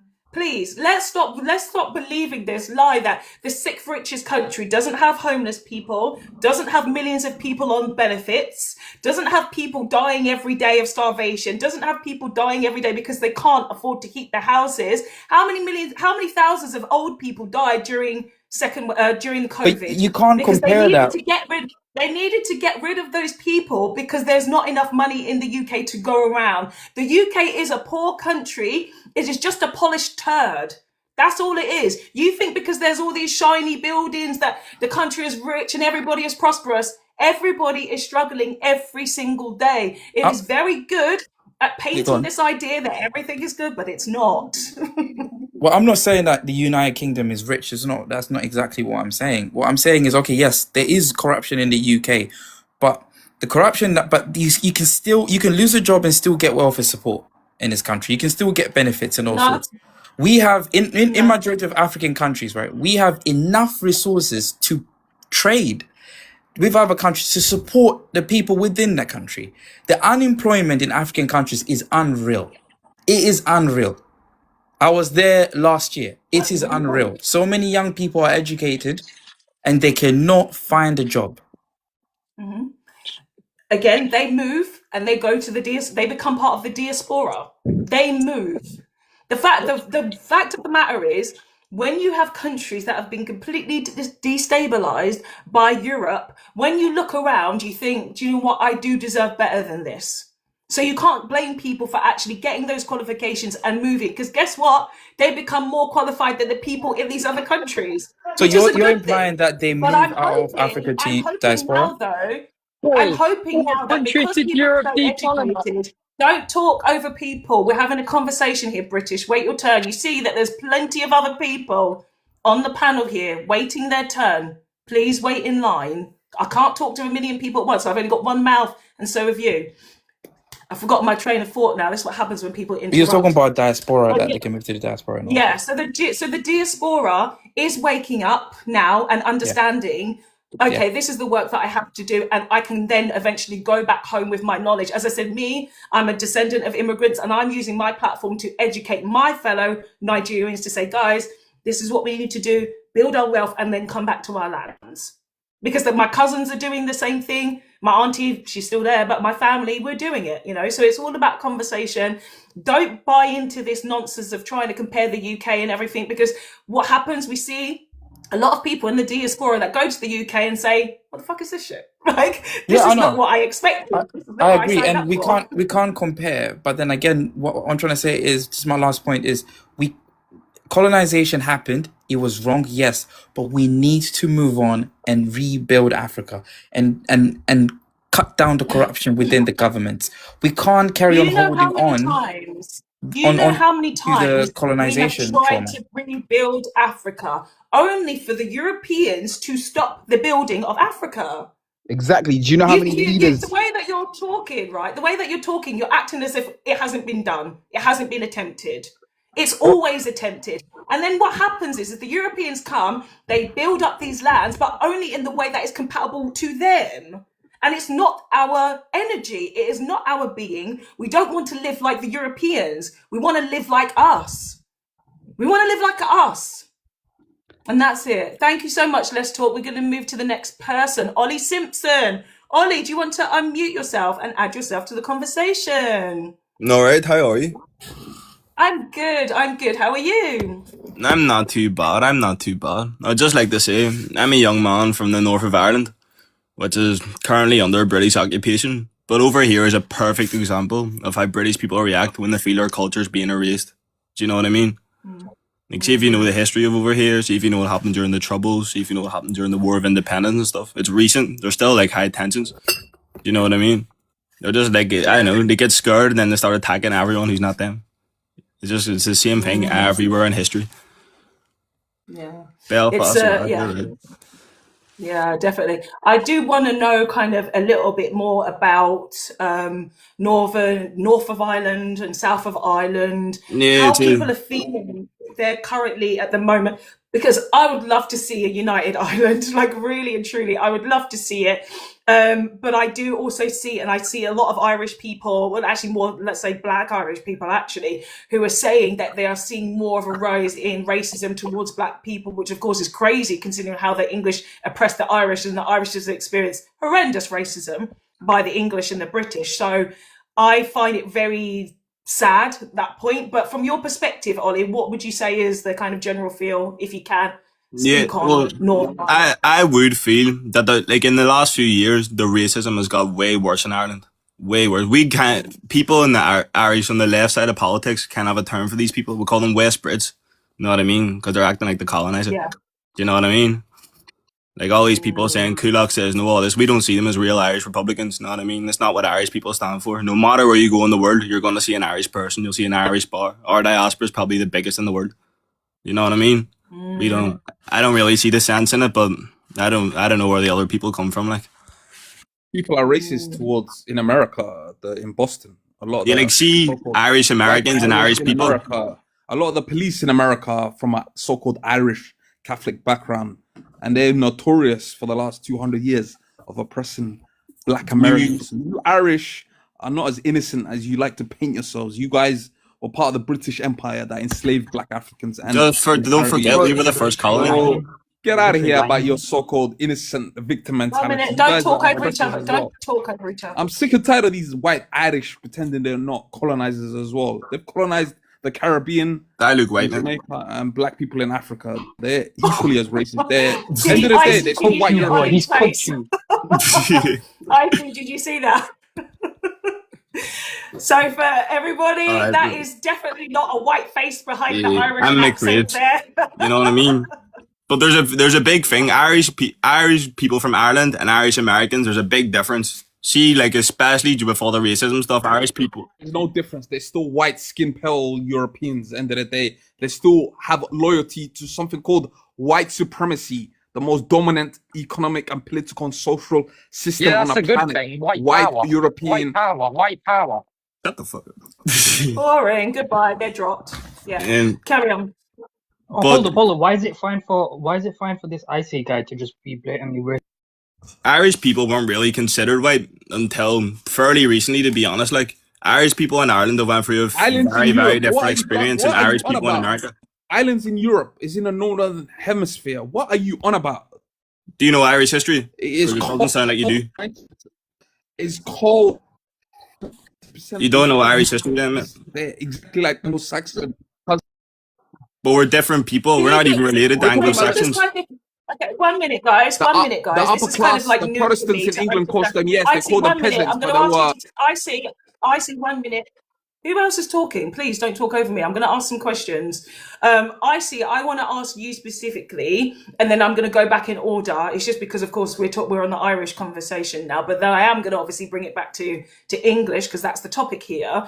I see you've brought up the point that Irish people also have been acting like the colonizers. Can you tell us a bit more about that? Like what kind of examples you have, ICT, about that in the Americas? Because I don't know about it. When I speak to my fellow Black Africans in Ireland, in Dublin, in Cork, in Belfast, the graffitis, racist No, I mean in America. pedophilia, In the America, liquors. I'd like to know about America because, as I said, Yeah, I know I've it's got rising plenty of in relatives. the UK, but in America. What, do you need me to explain it to you, No, I Fox? said no. You don't believe what I'm saying? All right, Did I'll I give you say evidence. that? I didn't I'll say give that. you I said I just plenty of want to know a bit evidence. more All right. about it because I don't know about it happening in the United States. Like, Okay, that's all there's I- a history of so-called Irish Catholics, whatever, going to America the last 200 years. Yes, technically they weren't clusters, so like the English and British Protestant so-called whites, but they were classed as the peasant class because they were poorer. That's the only difference. It was a class issue, right? But anyway, they got their so-called white status 200 years ago, similar with the Italians, right? And they both oppress Black people globally. End of the day, as long as you got pale skin, right, you somehow think your dirty mind thinks you're superior to us melanated skin. That's why they justify colonization. That's why the museums are full of African architects. And I include mixed race people as well. A lot of these mixed race guys that have white mothers and so-called Black African fathers, they always side with white supremacy. I see them, they always date white women. They join the white police, white firefighters, the fire brigade. They uphold the so-called white supremacy as well. So this guy, Ollie, he's a white supremacist. He will never admit it in public, but I know in his heart. I heard, I need to step in. Yeah, this is so ironic, and it's such hypocrisy coming from a Somali brother. You see, Somalis, yeah, Somalis have a term for other Black people, calling them Jerer. So this guy, most Somalis. Wait. We don't have a history. I beg you, start You can lying, say man. what you like. We I don't beg have you, a lying, history. man. I beg you, I lying, don't man. want to go This guy's a down monafik, any more bro. personal. Right, okay, guys, the topic here, as I said, I just wanted to know a little bit more about Ireland. As I said it in even an Irish accent, like Ireland, about Irish history, a little bit more about it, because yes, I do know that always in any kind of circumstance, or when the oppressor can become oppressed, that's possible. I just wanted to know a little bit more about the American aspect of it. Can I make my point? I'm just really Icy's been interested. speaking. No, I'm going to go to Goff now. Goff has been waiting for some time. So Goff, what would you want to add to the conversation today, please? Well, regarding what's just been said, this icy guy, I don't agree with whatever he's saying, but when it comes to Northern Ireland, it is interesting that he mentions that class is an issue in America, but class was also an issue in Ireland. You can view all these things through a multitude of perspectives. I do think that critical theory is a good one to look at, but it's not the be all and end all. There's plenty of the minority groups that don't have oppressive tendencies that can still be racist to other people. It's not always a power dynamic. Okay, thank you. Can I say something? Please, I'm We gonna gotta go. give credit to I Ireland. don't want back. I'm not gonna argue. I'm not gonna argue, but we gotta give credit to the Irish. Forth stuff. I'm not interested in back and forth stuff. Honestly, it's a Saturday. We should all be out with our friends instead of being online. Like truly, why are we all on the internet these days? We should be out having some really good like social time outside of this. Anyway, we're going to move to the next person. Wealth. You don't have wealth. ICT, do not talk over me. Don't talk over me, ICT. Don't talk over me. I have patience for everybody. on this panel. Everybody gets their chance. Like your You've tone. had I your don't like chance, your Isaac. tone, No, you're Fox. I talking. don't You're like your talking tone. The over way you're me. Weird. Fanatics. I dropped him. What's this? You didn't even speak like What's this. Fox? What's this made-up word you've got up here? What does Anglophobia mean? Yes, What's that about?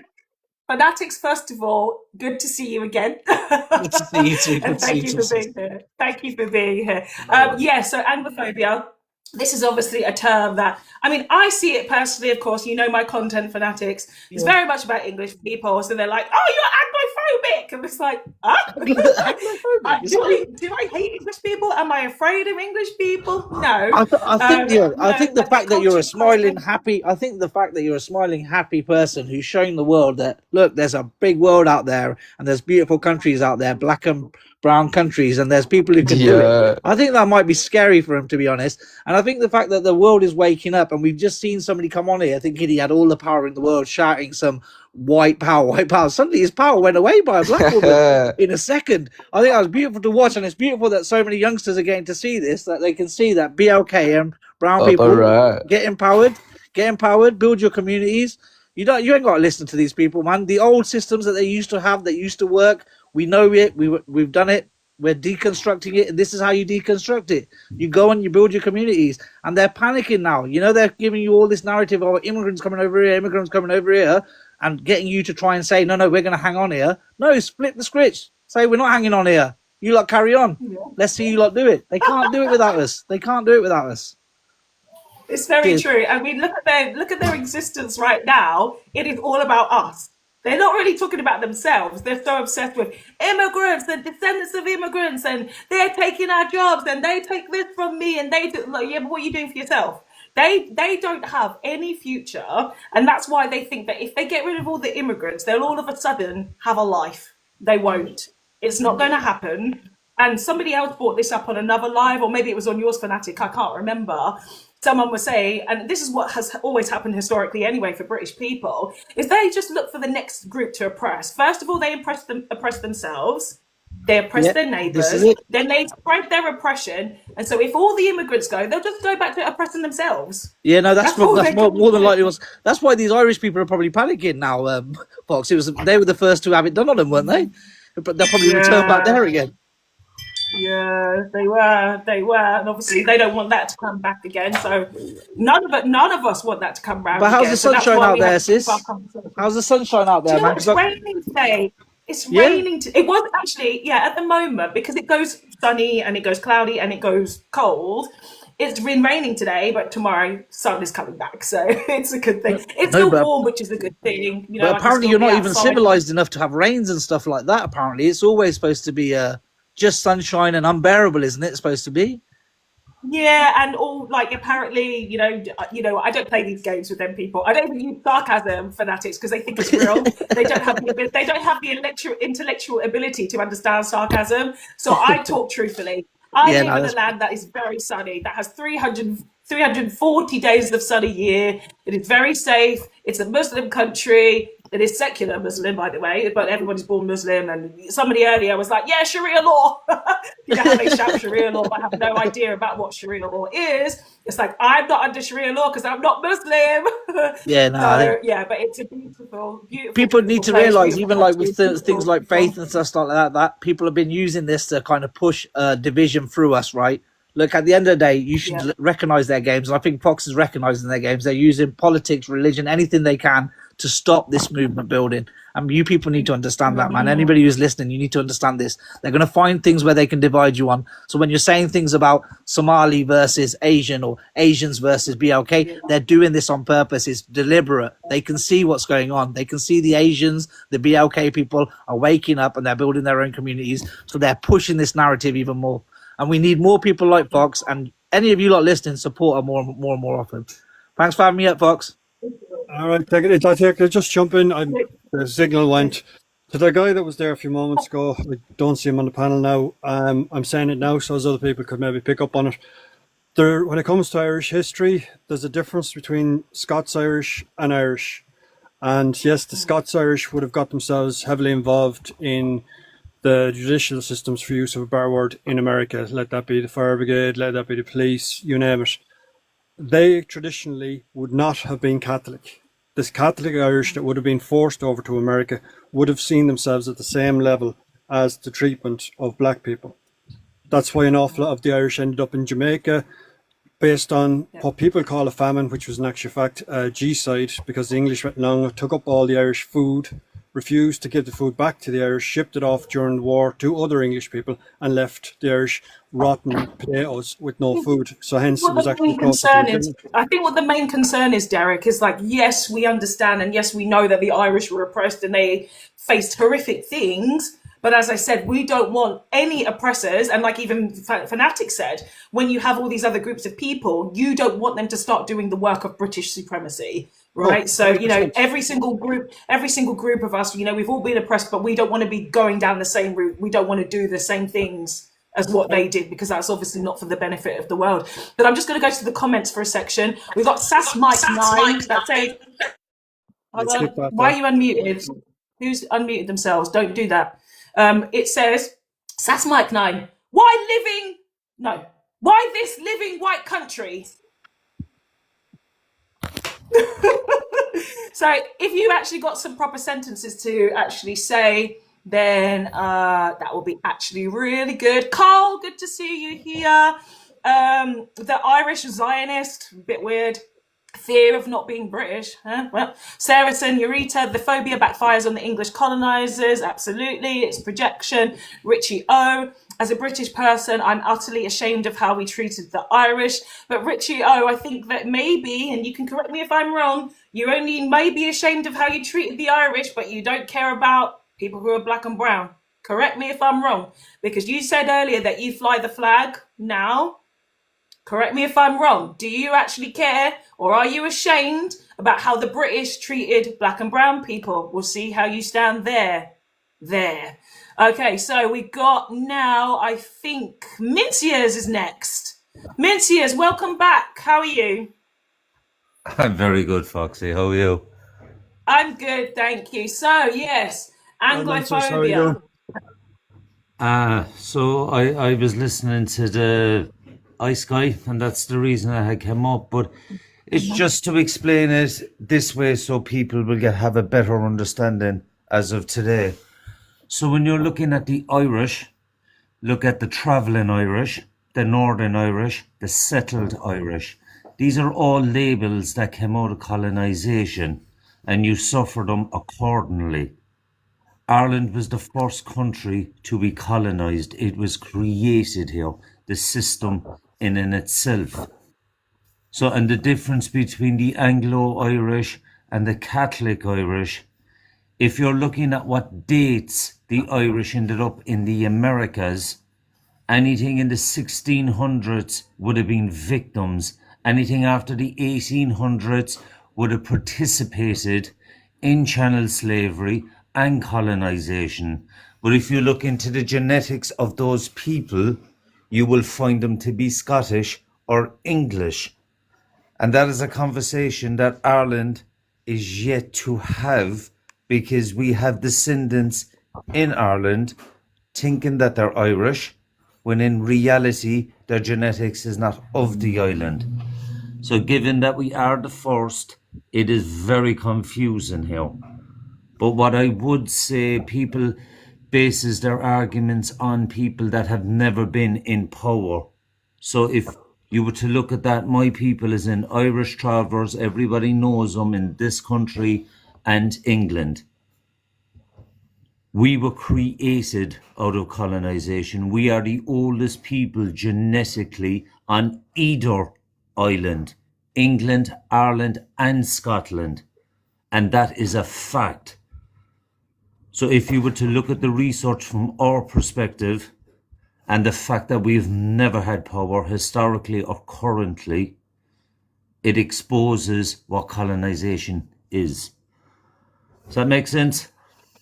Yeah, thank you, Minciers, thank you. Andy, what do you like to add to the conversation today? We're trying to bring it now back to English. Of course, we've got a bit of Irish history there, a bit of Irish information. But okay, that person's have gone. Sean, we're going to move to you though. Shawnee, are you there? On the panel, Sean? Yes, hello. I am. How's everybody? Obviously, I know Derek and Omenser is there. The Hello, fact Sean. How are you that doing?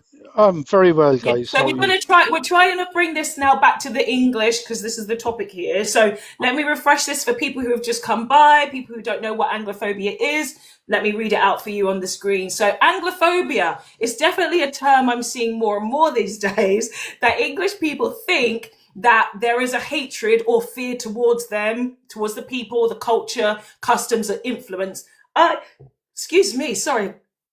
I say that it's not a real thing. It's not a real thing. I believe they live in their own fear and paranoia because they are worried about how they treated the world and how it's going to maybe come back on them as karma.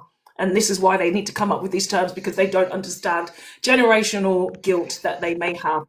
Sean, what would you like to add now, according to the topic? Well, I totally agree with you, to be quite honest, because of what they've done for hundreds and hundreds of years to every other country, and they're responsible for the unaliving of millions. And it's I suppose a wake-up call for them in England presently, because of they've been inside in a bubble for those many centuries. And all of a sudden they're waking up, oh, we're going to lose our culture, we're going to lose this. They never had any, they were savages. And that's what they spread their bullshit throughout the world and robbed and stole. And karma is coming back. It's come back in a Yeah, it different is. way. But But isn't it that's interesting though?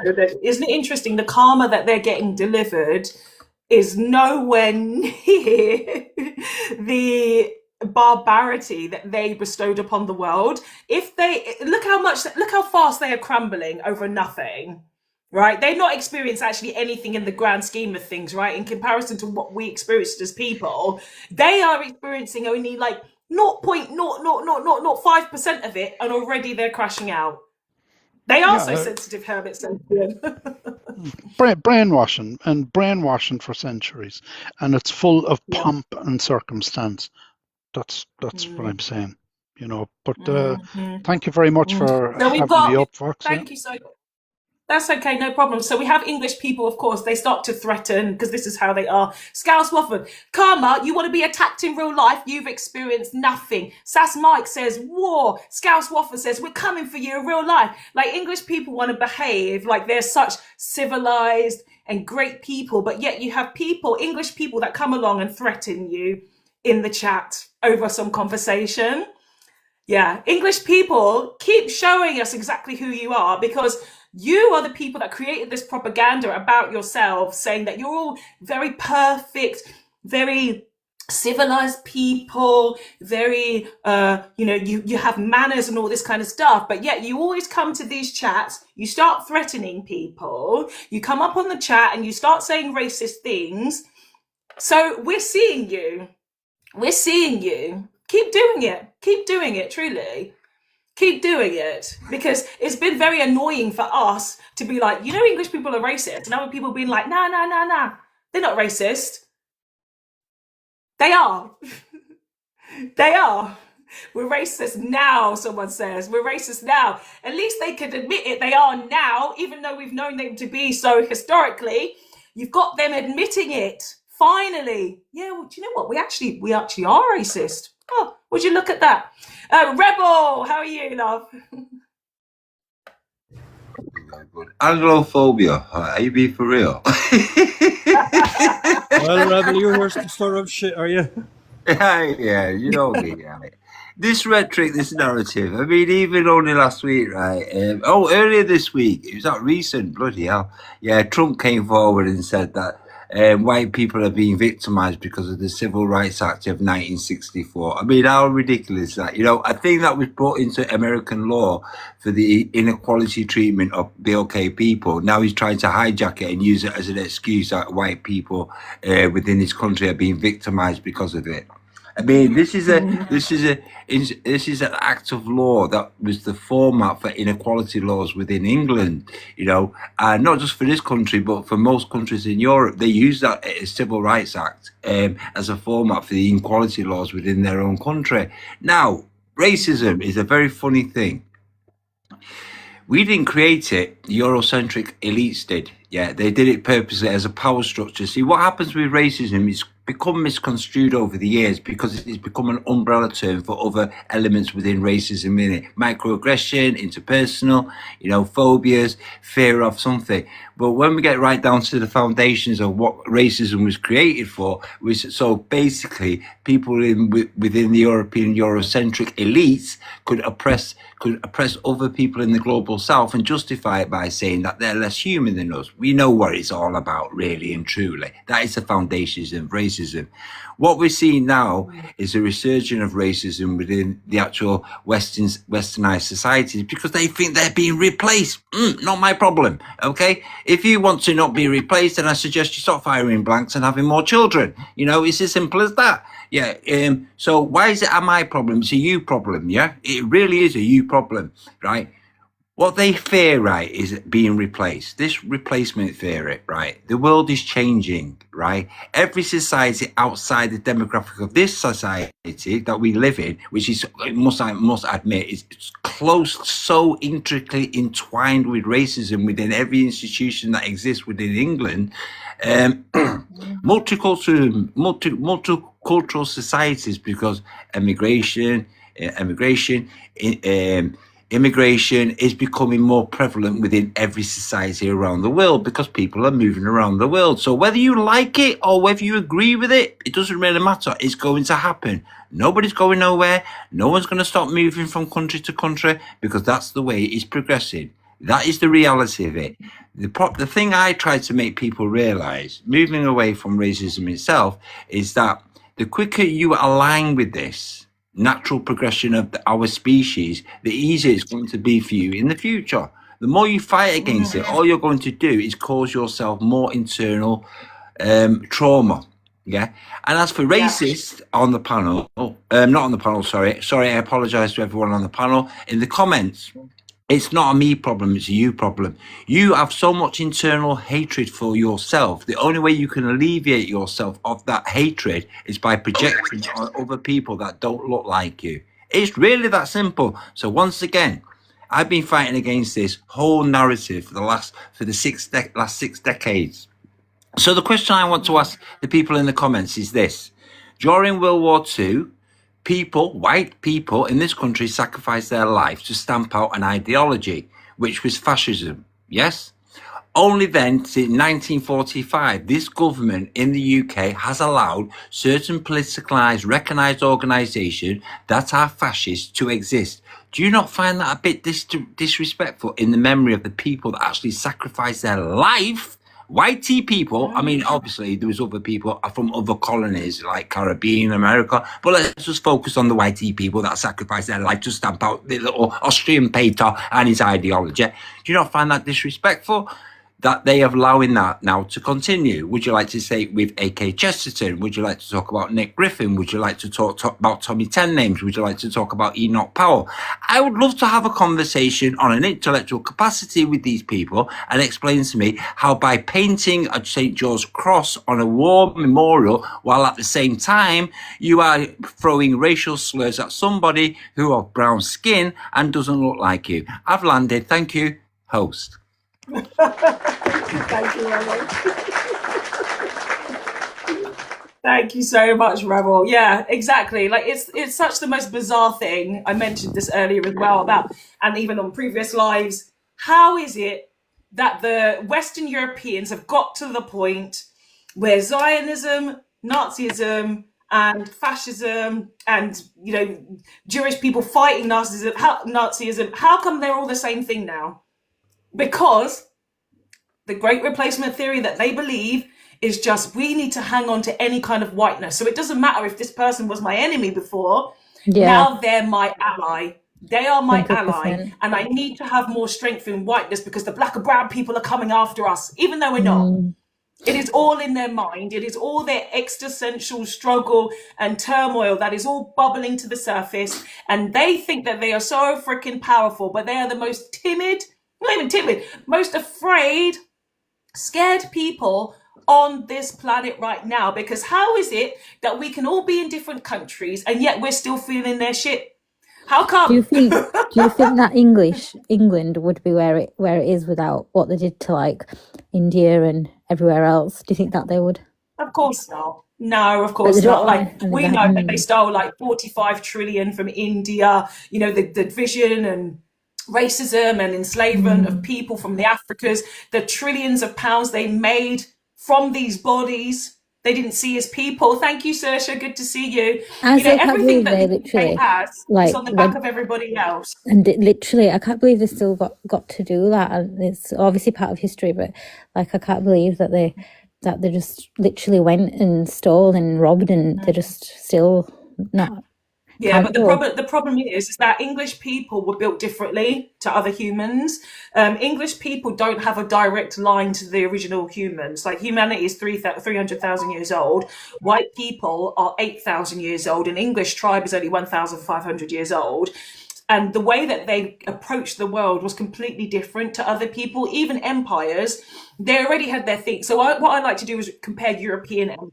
So even the Romans, they did not use race and they did not use colonization in their conquering. And they did, of course, teach at the same time. They left things at the same time. They were kind of brutal. Don't talk over me. They were kind of brutal. But the British, when they came along with their empire, they wanted world domination. They wanted to exterminate groups of people. They created concentration camps. They raped, they murdered 200 million people worldwide. They forced women to have children and then left them with these mixed race babies that they were like, okay, well, these children don't even look like me. What do? They had so much disrespect from humanity on a scale that had never been seen before. They went to next level. So that's the thing. Like, they tried to make themselves feel better by saying, oh, well, other empires did that. No, they actually didn't do it to the scale of what England's we only did. where it is because of what they did. Do you know what I mean? Like, and then they still have the audacity to tell us that we don't belong here, or that we shouldn't be here, or shouldn't. It's just, obviously. Well, the only thing I ever say every time, and is just like, if they say that you don't belong or we don't belong in the UK, we just say go back to Germany, because that's where they're from. They're not indigenous to the land. They're not indigenous to the land, you know. Some of them, they don't even realise what their family tree is, their family history, or their DNA. They lie nowadays, by the way. They're very good liars. They like to say, oh no, English people have Celtic DNA. No, the average UK person has 20% Anglo-Saxon DNA. Oh yeah. Then they have less. This is average UK person. Then they have Celtic DNA. They're not majority Celtic. They're not. The average UK person is not. You know, so the funny thing is, and the thing that they always get upset about, right, is that when a British person has a better English speaking accent than they do, is more educated than they are, has more prospects than they do, they hate it, because they're like, hold on a minute, she was colonized harder than we were and she's got all of these prospects. And they'll start to say things like, well, England did all right for you, didn't it? England did all right. Well, what did it do for you? If you're standing on the street flying this flag and say England is a great country, how come you're less educated than me, you're more poor than me, and I'm very rich, me and my family are doing very well, how come you are in a worse position than me? This is supposed to be your land, and yet we're all doing better. I know it's ironic. It's ironic, you know. So why are Damn. you having a go at us? Have a go at your government, because, to be honest, this is the thing, they don't realise, man. Like, you know, when we talk about history, we talk about the things that they stole from the land. Yeah. They don't realise that they were never given part of that share. They were never given part of the share. You can't be in the sixth richest country and be so freaking poor. It doesn't make sense. Why is there so much poverty? Why have they got people on the streets? Why have they got, you know, so many, like, millions of people on universal credit? Doesn't make sense. It shouldn't be like that. I think that But, you know, they should give back what they stole. They should give it back to the homeland or do something. But they don't want to know. They just, even the Windrush stuff, they don't want to ever take like accountability for what they've done. It's bad. well, if they gave everything back, they would be really poor, and that's the problem. What the worst thing is that they're not even apologising for a lot of it anyway. You know, even if there was some kind of apologies, okay, first steps, you understand what you did was wrong, because that's human behavior, right? If you hurt somebody, the first thing you do is say, you know what, I'm sorry I did that. I'm sorry we did that. That sucks. What can we do to improve the situation? That's it. But they don't do that. They don't do that. They just say, oh, do you know what? We'll send aid back to these countries. You know, aid, all of the stuff we stole from you. So the trillions of dollars we stole from you, we'll call it aid and we'll give it back to you with interest. Yeah. And that will make us feel really good because of how we've called it aid. And it will make British people and English people feel like they're doing something really good for the world. It will make their souls feel really happy because they don't know that the money we're giving back to them is actually the money we stole from the first place. Like England's only a small island. Sometimes I think like how it's so, well, obviously I know like why it's powerful and why it's got so much. Well, it robbed. It's just, it's annoying. Yeah. Okay. 1 minute, Ty. I'm just gonna go to the comments for a minute because we've got, of course, the English people always crashing out. Robin Good, I think you've been here a few times. What do you want from white people? Nothing. Nobody wants anything from you. We want you to actually just leave us alone. That's the thing we actually want us to do. You to leave us alone. Sir Robert Peel, Sir whatever. How do you know the money's stolen? Because you can literally go to your British Museum and see the plaques that say we looted this from so and so place. Well, we're very educated here. We know it's crown. stolen. What about the crown that bloody is robbed from India? The jewel in it. Yeah, Can we're I all very speak now, or- educated here. We know. 1 minute. Ty, can you count however many people are on the panel there, Ty? There's 2 other people who haven't spoken yet, so just wait your turn, please. We've got Ray, and then we've got Andy, and then it will be your turn. But as I've said, I've got some things to talk about in the comments because I'm reading the comments. Digger Evans, most of the stuff in the museum is swiped. Cascader says the crown from India was stolen.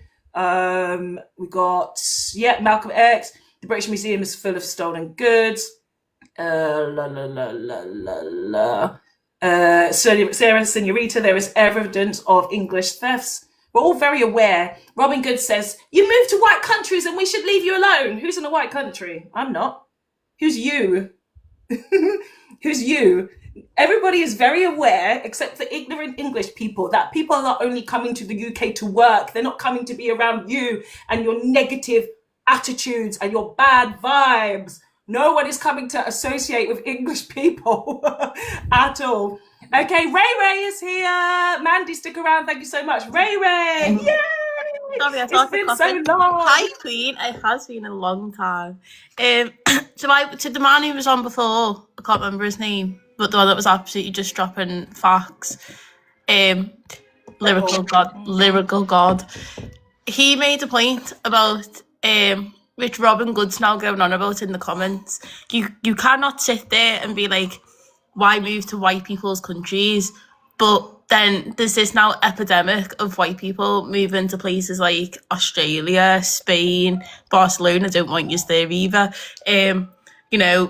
Going to Thailand. You go to all of these places, especially I want to kind of touch on the Asian side of things, because you've moved to Asian countries.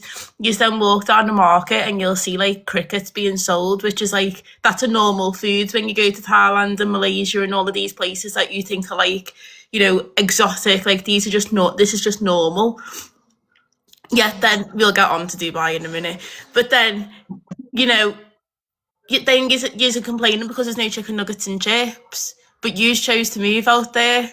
And again, it just shows that colonisation didn't actually die, because you're still doing it now when you're going to places and you're picking up and you're going to restaurants and you can't read what's on the menu because it's not in English, because it's not being westernised. And then you're wanting to westernise it to fit into you, but there's no bangers and mash on the Sunday for you to have. Do you get what I mean? But you have chose to go there. You have chose to go to these countries. You have chose to go and settle down. You have chose to be an immigrant in these countries, because white people are still immigrants to this day. Go to Spain. There's an epidemic of cockroaches over there that won't leave, and the Spanish don't even want them there. And the Spanish didn't They treat don't us well. realise there's 1 million illegal British immigrants in Spain right now. 1 million. That's actually 900,000. But the Spanish government, because there are so many, they are actually trying to work with the UK and be like, right, okay, how can we give them some legal status? Yeah, they're actually being like, okay, the British people are so freaking disrespectful to us, and we don't want them here as tourists, but of course we have a big group of people who still live. How do we actually get them to try to integrate with the community?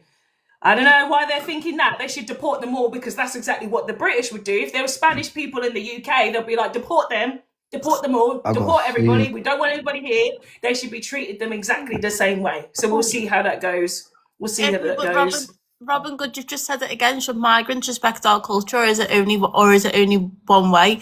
But then you've not listened to a single thing that I've just said, because you white people are going to other people's countries and aren't respecting their cultures. You're going to markets and you're going into restaurants and be like, it stinks, because you're not used to salt, and because it doesn't stink of salt and vinegar. When the fuck did anyone do that? 1 second, because I'm about to land, and then No, one talk second, over like each I'm other. still talking. No, you're dropped.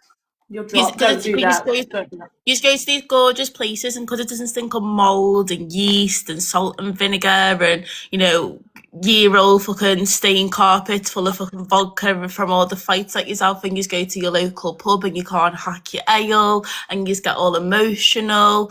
Like, it's ridiculous. You're such hypocrites, actual hypocrites. And I'm mixed race, and don't get me wrong, like, I love my white side of the family, but I don't like white people necessarily, because look at how you are. But then we're the animals, but we're not out smashing up places. We're not setting buses on fire. We're not acting like hooligans because our football team lost. We're not crying because a fully grown man in batty shorts running around after the leather covered piece of air fucking tripped over. Whoever called Do you you get an what I animal? mean? 1 second, because I'm still talking. Because then someone said something before about Dubai, but isn't it funny that all these white elite people, all these white rich people tend to be PDF files, and they're going to a place where it's the land of shit. Like, literally the land of shit. Like, these people are going to like, young girls are going to be exploited. They're going to exploit people. My brother lived in Dubai for 6 years, and he hated it, because he hated how the Indians were being treated. He hated how the black people were being treated. He hated that he worked a really good, well-paid job, was friends with sheikhs and everything, got in with like the really like higher ups. He wasn't a weirdo, but just got in with like higher up people, and he seen how he was still being treated as a second citizen, but he was earning good money. He wasn't about, like, he wasn't going out there to exploit people.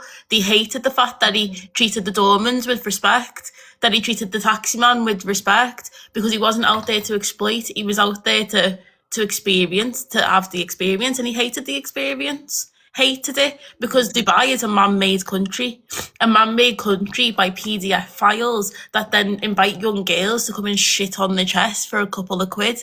Like, and this is where you're all wanting to take your kids on holiday because there's a water park. Why don't you take your kids somewhere, like, I don't know, somewhere in Eastern Asia? Great Yarmouth is talking about how they ain't got no money anymore. Go to Splashfield in Southport. It's literally Great Yarmouth. Clacton, go to all those places. We've got beaches here. Why don't you just go to your own beaches? We've got white beaches. We've got the White Cliffs of Dover. Why don't you stay in your own countries and do it here? But you just don't want to, because you'd rather go to other people's countries and then start moaning because you can't have chicken nuggets, chips and ketchup. Ray, why are you talking as if English Thank you, was Ray. wrong? Don't talk. Robert, And say, if you're going to address me, you're going to be dressing yourself, because I'm going to drop now because I've got a poorly child. But I just wanted to come up and just point out a few hypocrisies and how English people want to be immigrants but hate immigrants at the same time. But pick a side of the bed that you want to sleep in, because you can't be both. You cannot be both at all. But thank you for having me on the panel. It's always a pleasure. Always a pleasure.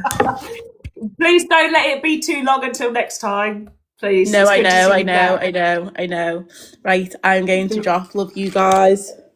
Love you too, girl. Speak to you soon. Speak to you soon. Thank you. Okay, Ty, we've got Ty next. Ty, what do you want to add? So the conversation today is Anglophobia. So what we see a lot of the time is that English people are now saying that Anglophobia exists. They come up with this term Anglophobia, the hatred or fear of England or its people, culture, customs, influence, etc. Is it something that you agree with or disagree with? I personally never heard of that, but yeah, I do agree to it to some extent. But I just wanted to ask you a question to you. You said you I don't remember whether it was you or Ray, What do you but mean you agree? What do you mean you agree or disagree with the comment? What do you mean? yeah, I do Do you agree. understand it, Partly. Tom? Do you Yeah, I what do you mean? understand it, but I do partly agree. Yeah. What do you mean agree? You agree it's a real thing or it's not a real thing? Yeah, I mean, do people are like afraid of the English flag and the Union Jack for some reason? So that's it. Explain why you think people are afraid. Where are you seeing this fear? Online. What is it? How is it being displayed? How is what being displayed, the fear? The fear, yeah. I was just saying, oh, I don't like seeing the English flag, or I don't like seeing the British flag, or it's so weird, it's just so out of place. I mean, that's No, that's not being afraid, is it? It's not really being afraid. I mean, it kind of is. I mean, saying that, oh, I don't like clowns around me, oh, I feel like freakish about it. I mean, it kind of does show fear, but well, no, some people really have an irrational fear of clowns. They yeah. do. But are you aware of why the flags had gone up recently and why they weren't up before? Okay, yeah, I understand, but it's just to show patriotism, because I mean, illegal immigration or mass migration still isn't the best thing in the world. I mean, it's So just how is putting a flag up in terms of actually being against immigration showing patriotism? to show that they love their country and they prefer, and they're just showing their voice. It's just So that's real more nationalism then, right? That's actually more nationalism than it is patriotism, right? Because part of the British values are actually to show tolerance, and tolerance is actually accepting of different religions, different it's part of British values. No other countries, I think, have written I should tolerate that part of their ethos, right? So I should they tolerate a are crime. supposed to be tolerant. So people should tolerate a crime. So if someone murders someone, I should But tolerate you don't. But you already tolerate the crime that goes on every day with your own people, and you just I and you don't have, like, I don't though. I mean, I don't know why you're making it a such race thing. small- It's not a race thing. I think. Huh? Who what race? Yes, Who what race? I mean, your people. Huh? I don't know what that means. I mean, you're talking about white people. English people. English people. English people. Yeah. Okay. So The I don't know. subject is English people. Anglophobia. No one's I bringing don't know. up race. Okay. Are you bringing up race? I don't know why you're generalizing English people as a whole. I don't think that's the best Should I thing. tell you why I generalize people? Should I tell you why I generalize English people? Because I learned it from English people. You learned it. Okay, so you're telling me that some English people who generalize, let's say for an example, black people. No, they do generalise black people. You know that because you're bringing up race. You're not bringing up Nigerians. You're not bringing up people from Mali. You're not bringing up people from Sudan. You brought up black people because you people generalise. I'm talking about English people as an specific ethnic group of people that have affected the whole entire world. Okay. So this is not a generalization towards English people, because I haven't actually said really much about English people. Yes, but you English did. You just said your people. Well, no, That's a generalization. English people. So the thing is, right, Ty, smart people, and we've had smart English people come up here and say, "Yeah, I agree. This is a bullshit term, and it's not a real thing." I said partly. I mean, Because I didn't really want to. Enough, Ty. They're intelligent enough as English people to understand that these phrases and these comments don't apply to them, Ty. Sure. Okay. Great. That's perfect. But I just wanted to ask you. I just wanted to ask you a question. I've never said once all English people. I talk about English people because those are the group of people. But again, so that's a generalization. Cheers. Yeah, exactly. So you generalized. Okay, great. Yeah, exactly. Learned by English people. Yes, but not all English people generalize, though. That's the thing. I haven't generalized. Never said all English I don't generalize people. at all. I never said all. I never said you all said, English you people. Said, you said your people. Let's continue on the conversation. No, I just wanted to ask you. I just wanted to ask you a question. Okay. Yes. So you said you don't want anything to do with English people. Or was that Riri? I don't remember. Who said that? Who I said think that? Oh I yeah, think it was Ray said that. Yeah. okay, but I'm sure you'd agree because at the time I'm pretty sure I looked at you and you were like nodding your head or whatever.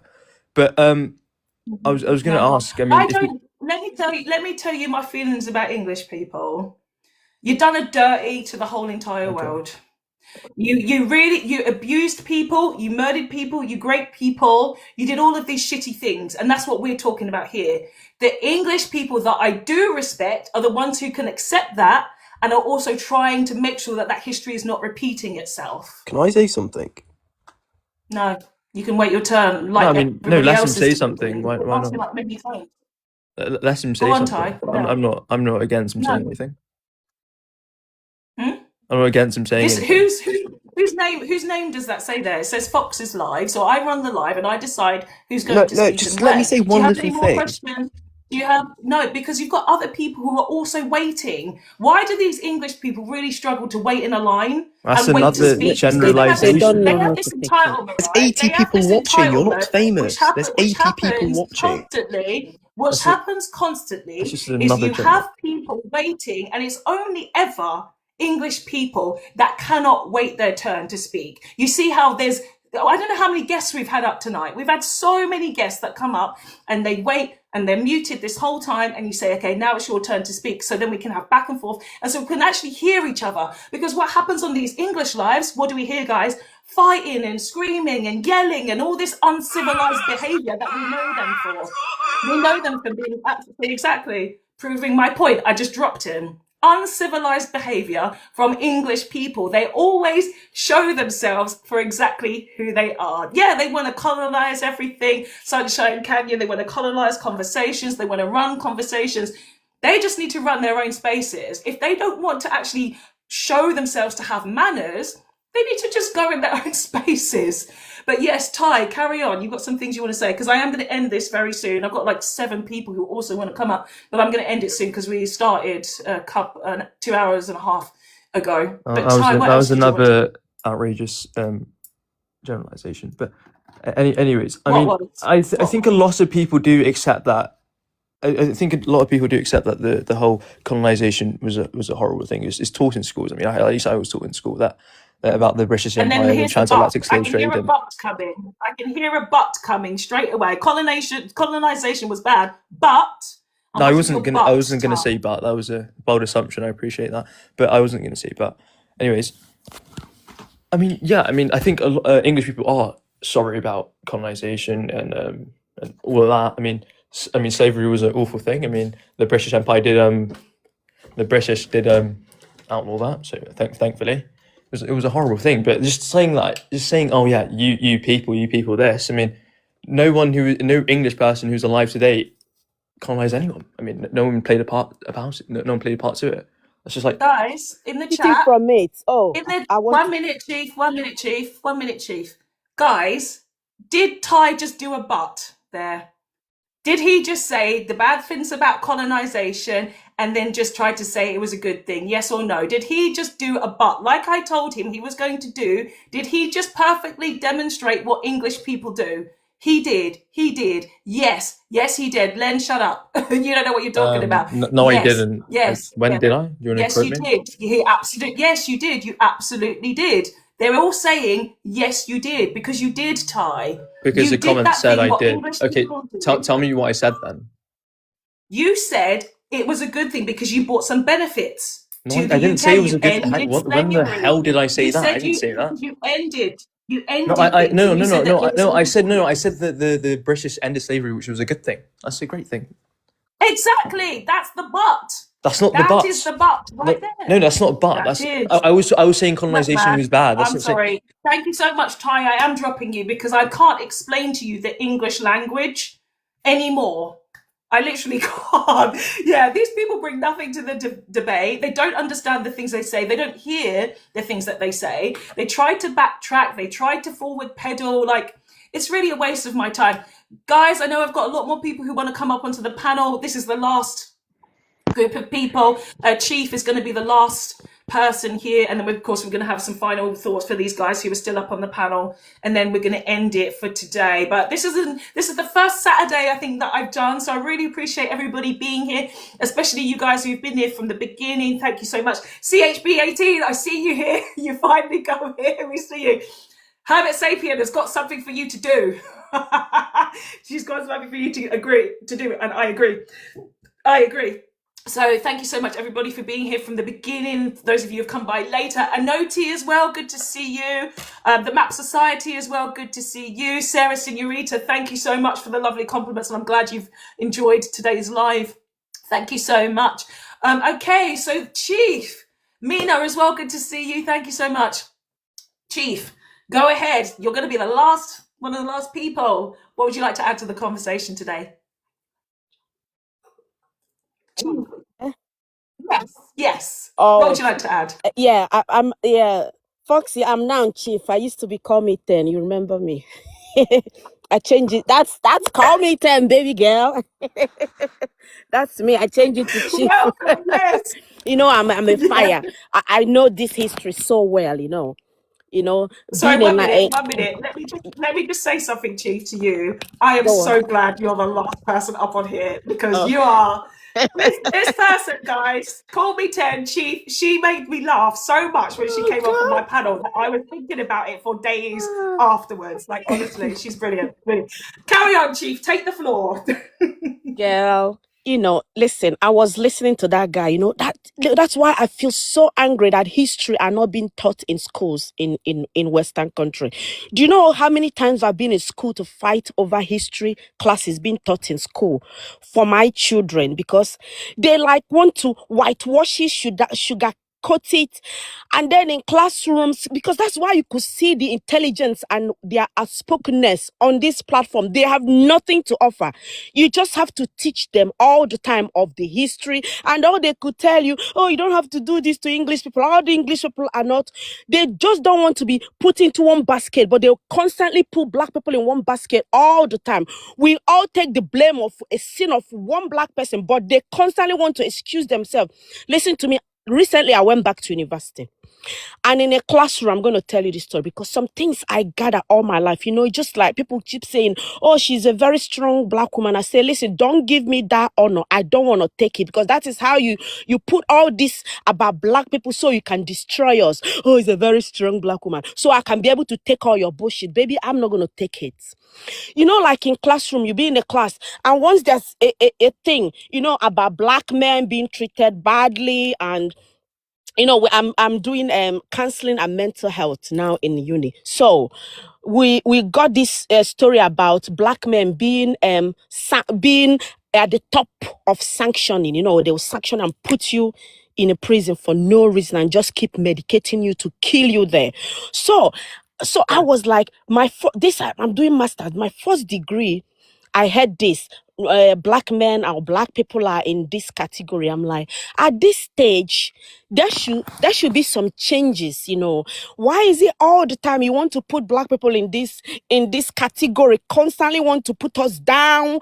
Do you just want to do that so that you derive joy in seeing us little or seeing us? Listen, I lost it in classroom. I'm telling you. I'm like, why is this constantly? And these are white teachers saying, she's like, oh, no, I really don't want to talk about politics in this class. And I took it personal on this woman. I said, listen to me. Listen, can I calmly address this? Because I found that each time we're talking about, experiences, or my lived experience as a black woman or a black mother, or, my own people. You guys always want to put it political, so you don't have to deal with your internalized racism. You just like, oh, I don't want to talk about politics. I said, in this classroom, I look around in this classroom, I could see there was a few riots or few protests that went on a few months ago. And to be honest, few girls we are in this classroom. Some of your families were outside protesting against my own people not to be in this country. So don't try to wash your hands off. Oh, I don't want to talk about politics.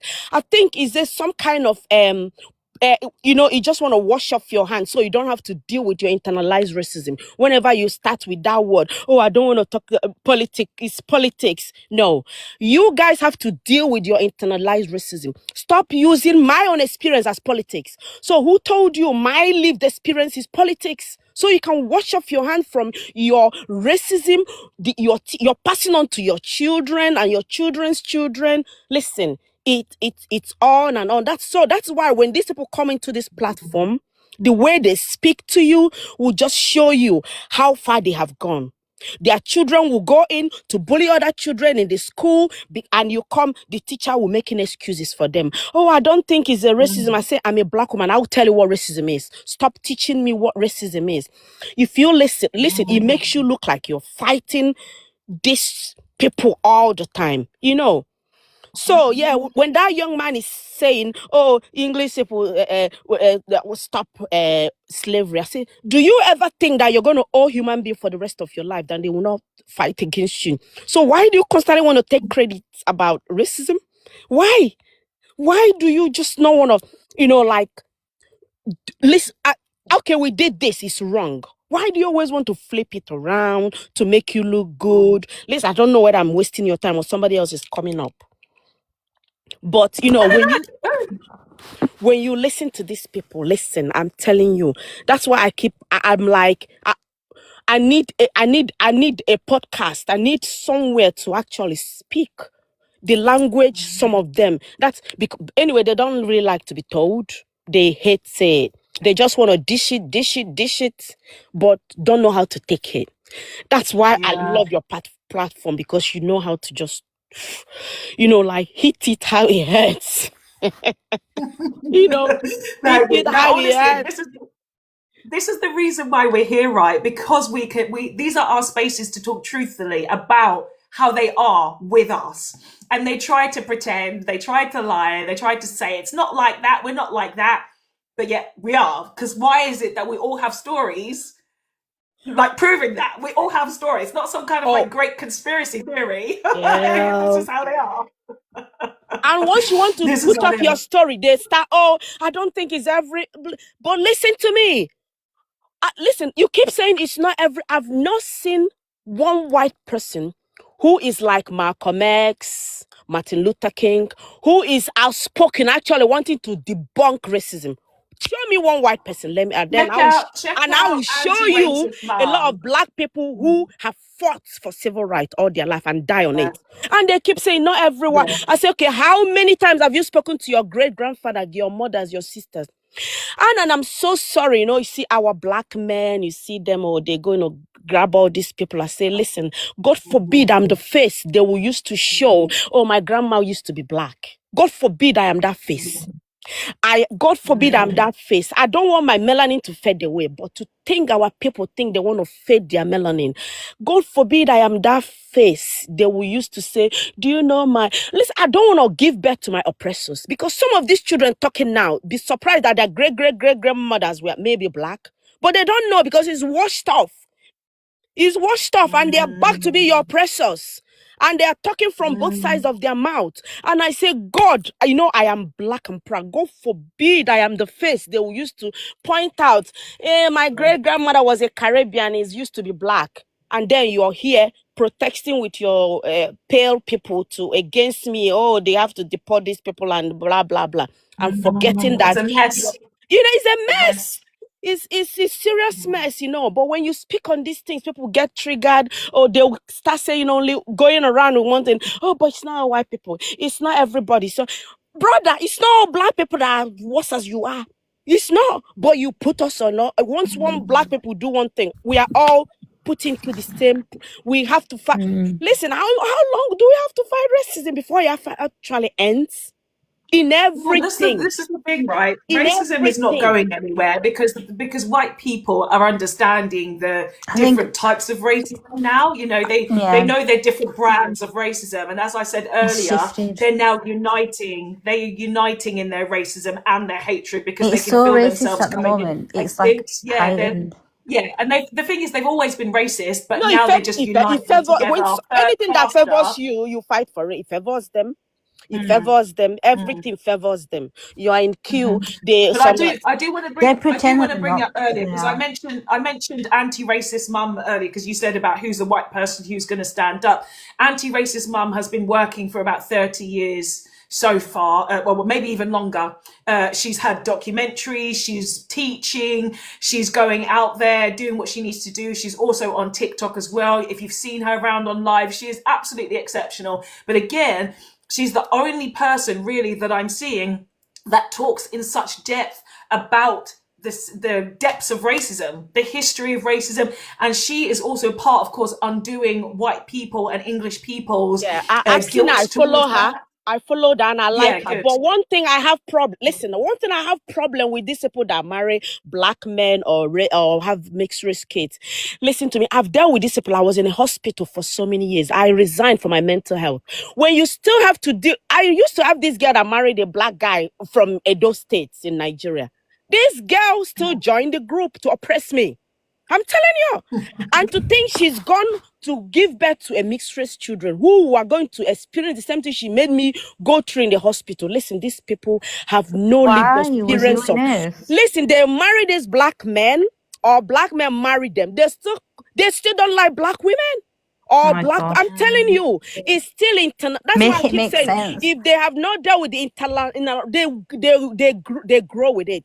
They still want to deal with their white privilege. Listen, I respect what is her name again? The woman. I follow her, but you'll be surprised when you deal one-on-one with her. She will still use her white privilege to oppress you. Because once you raise the topic of, listen, this girl, this thing you do is a bit, some of them don't like to take it. They feel is a threat. Oh, they don't want you to. I am yet to see that one white person who would actually remove all those. Listen, I've been with these people for so long. I am picked so much that when I speak on this issue, even I've seen a lot of them, they will just show you, I marry a black man.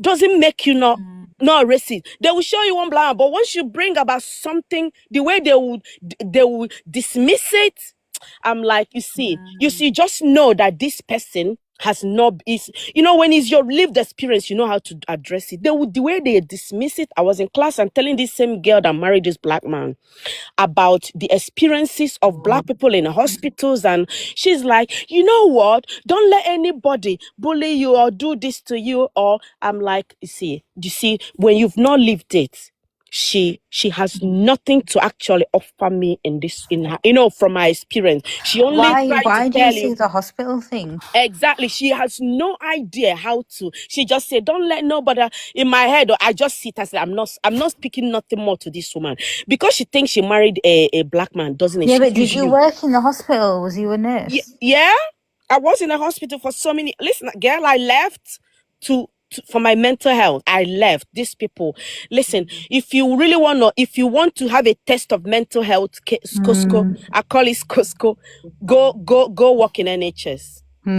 They will destroy you like social feedback. care, health care. Oh my God! Old people's homes, think it's health care. My mother did. Oh, my mother God. did. Messed up. It's the worst. They will It is mess the you worst. up. Can you imagine you're a nurse for someone And the management will not help you. Because they don't care, or else. And this racism something so subtle. There's some subtle. And sometimes they will give you this silent treatment. You be in a staff room. You want to take a break, they won't give you break. They will gang up on you. You'll be handover. They will be discussing you. Once you walk in, is a complete silence. Do you know those small? Listen. They will invite everybody for wedding or engagement, or you are the only one they won't invite. Those small, you will just see some cold, and then you report it. They will gaslight you. Oh, I don't think it's this. I don't think it's that. And then they make you to be the problem. You become the problem in your own experience. They make you a problem because I've seen this. I don't watch the TV show, but Traitors. Have you guys seen this now? So obviously, like, there's a lot of conversation about reality TV shows when there is a one black person or one brown Oh, they will person. destroy It's you like there. they'll vote them out, and they'll be like, "There's something about them I just didn't like." Like, you didn't like that they didn't look like you. Like, you completely discriminated against them. And someone was trying to say, yeah, but if it would work if it was the reverse, right? If it was an all black TV show and there was one white person, it would not happen like that. Like, Actually, exactly. it would not. We don't reverse it. We don't reverse it. Even if it was all Asian, they don't reverse it. We literally have the ability, unlike white people, Europeans, to look at the qualities of people. If there's a black person who's acting like a bloody idiot, that person would get voted out. We'd be like, that person's an op. They're not on the right side. You see, and the most annoying thing for me to see as a black person is always black people in the comments of white people sections being like, come on, white chocolate. They're invited to the cookout. They can come to the Exactly, I hate that. We don't We discriminate. black people are too forgiving. And these people, Yeah, the black people are too, and it puts me off. You know, like you make a TikTok of so many, you give some nice. These people dance out of tune now. Maybe the way their DNA is function, they dance out of tune. But once they put one Afrobeat or nonsense and start dancing out of tune, before you know it, oh, come on, girl, white chocolate. Oh, she's even doing better than me. Or like I was saying, or make one okra soup or bono soup, egusi, married to a black man. Oh, everybody's like, oh, our wife. We are too including. We are too forgiving. But these people make the same egusi soup, make their own. I said, or they go to Nigeria and start saying, oh, kilo, they're waiting. Our people will start. Oh, yes. Oh, she be speaking. But you will speak fluent English, speak all the dictionary, and white people is still not enough for them. It's still not enough. They will still not enough. They won't even, you make a content nobody likes. Go to theirs. They will just say nonsense English or nonsense broken English or Nigeria word. You see million like. And look at it. A lot of black people liking, reposting. I'm like, who do this to us? We are too forgiving. And somebody was asking the other day, why do these people colonize us? I said colonize us because we're too forgiving, we're too accepting, we're always too open, we don't do this to ourselves. Our black we're not even forgiving to our own selves. I go to all these hospitals or work and meet a black sister or black brother. You will like want to initiate. They rather avoid you or scare of, but listen, I'm telling you, who do this to us? Like Malcolm X says. Why they teach you to hate your skin tone, you teach you to hate your hair, they teach you to hate everything. Yep. And it's my fault as a black person that you do. No, we accepting every other race, we including everybody except us. That is why we're still the way we are. Until we learn to love us and appreciate it's because they like that's what inviting everybody in. Inviting everybody in. But they don't invite us.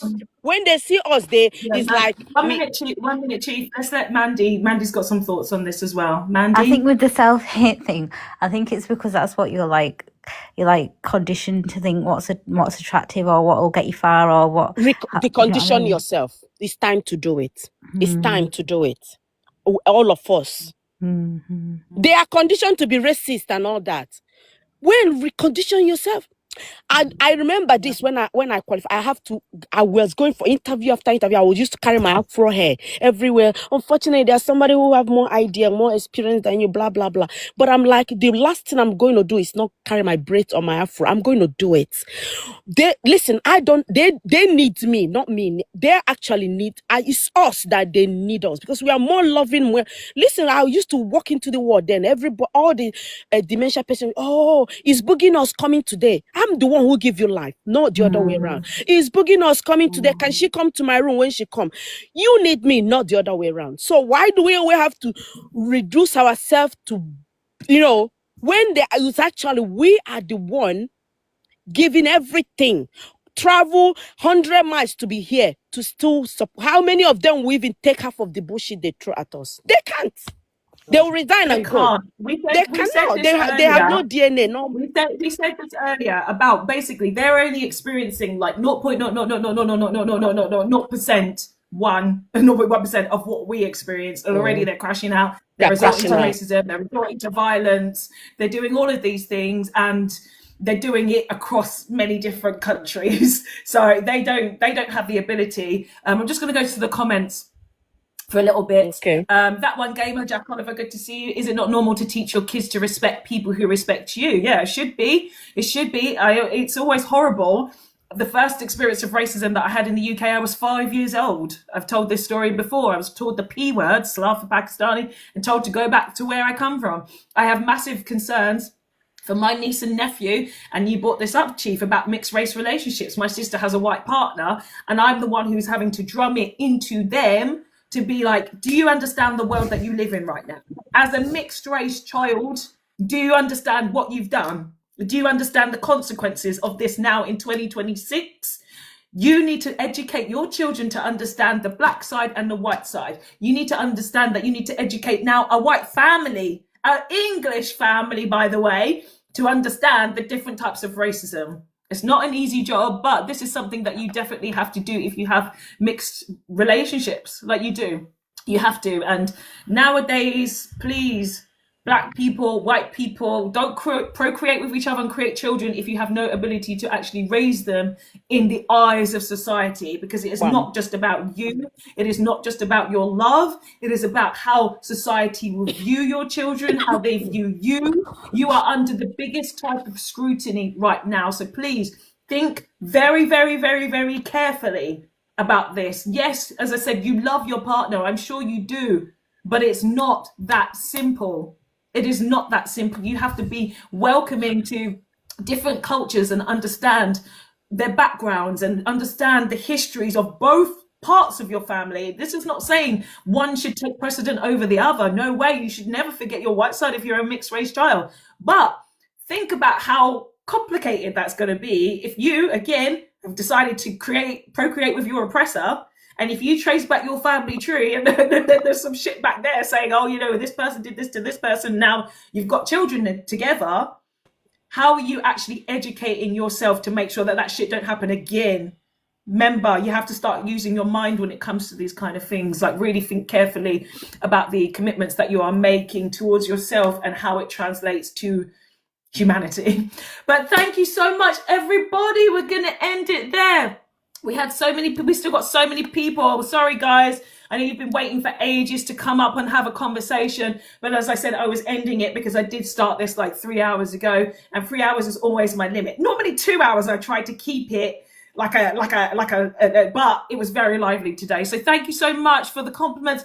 Thank you, Hermit Sapien. I'm looking like a diva. I got my glasses on today. Thank you so much. Thank you. Thank you. This is Bertha. I'm glad you enjoyed the live. Thank you, Mildew, for being here. I'm glad you enjoyed it. CHB18 just says, I find the black nurses naturally nurturing and the white nurses putting on a caring act. It's not natural. I say that we are the best, but yet we are the worst that come out with mental health. I say it. Yeah, that's a really interesting comment. Lucky Girl, can we do a live on the complications of mixed race families? Anyone could do a live one on whatever they want. Normally I do it, say it's based on English, but maybe I can do one. I did actually do one with another South Asian fellow about interracial dating. So maybe that might be a live actually maybe to do. For me, it's probably going to be a little bit difficult because I do have some personal stuff there that's not quite resolved, and I don't want to give my personal like stuff out there, you know, regarding my family and that. So yeah, we'll see. But I'm glad that this live was beneficial. Username 001, thank you so much. Dutch Queen as well, good to see you here as well. Maybe next time. Yeah, I've seen you a couple of times Ryan in the live. Thank you so much. Ted London, I'm glad you've been here. I've seen your comments down there as well, really enjoying the live, so thank you again for listening. Kiara Allen, I'm not sure again about what side of the fence you're on with some of your comments. I don't know, but good to have you here anyway. Caleb 15 back says, how are all white people oppressors? Nobody said that. Nobody said all white people, but white people generally are the oppressors. That goes to show you in history. That is facts. You created race, you created racism. It is facts. It is in history. It is in books. It's on the internet. You can read it. It's not something that people have made up white people decided to create race and racism. They decided to be the oppressor. So why are you trying to act like they didn't do it? Exactly. They created it. Yeah. They created it. So, Fox, I always say they invented it, but they always want to excuse themselves. They claim they invented everything else except what they really invented, racism. They excuse themselves from it. Yeah. Listen, they act like they're not racist, but the internalized one, they have to deal with it. Listen, that's why I can't trust them. No matter how nice they act to me, eventually they will show you that they are racist because it's deeply rooted. It's in the DNA, it's internalized.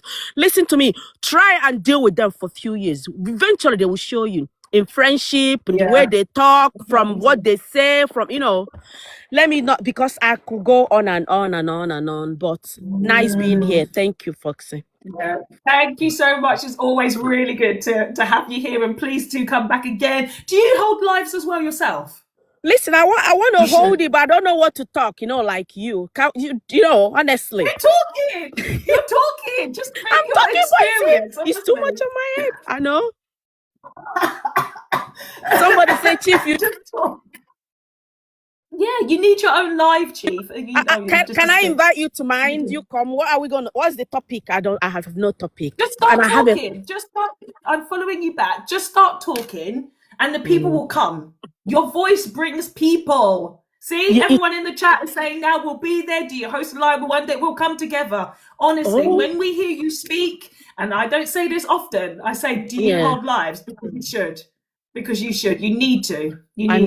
I need to really educate, especially mixed race family. They need to know a lot of things because marrying a black man or black woman doesn't stop racism. I've seen a black man that married a white woman. The children were making fun of their dad in front of her. She would say nothing. She was just laughing. It destroyed me. It destroyed me. So that's your first line. That's your topic.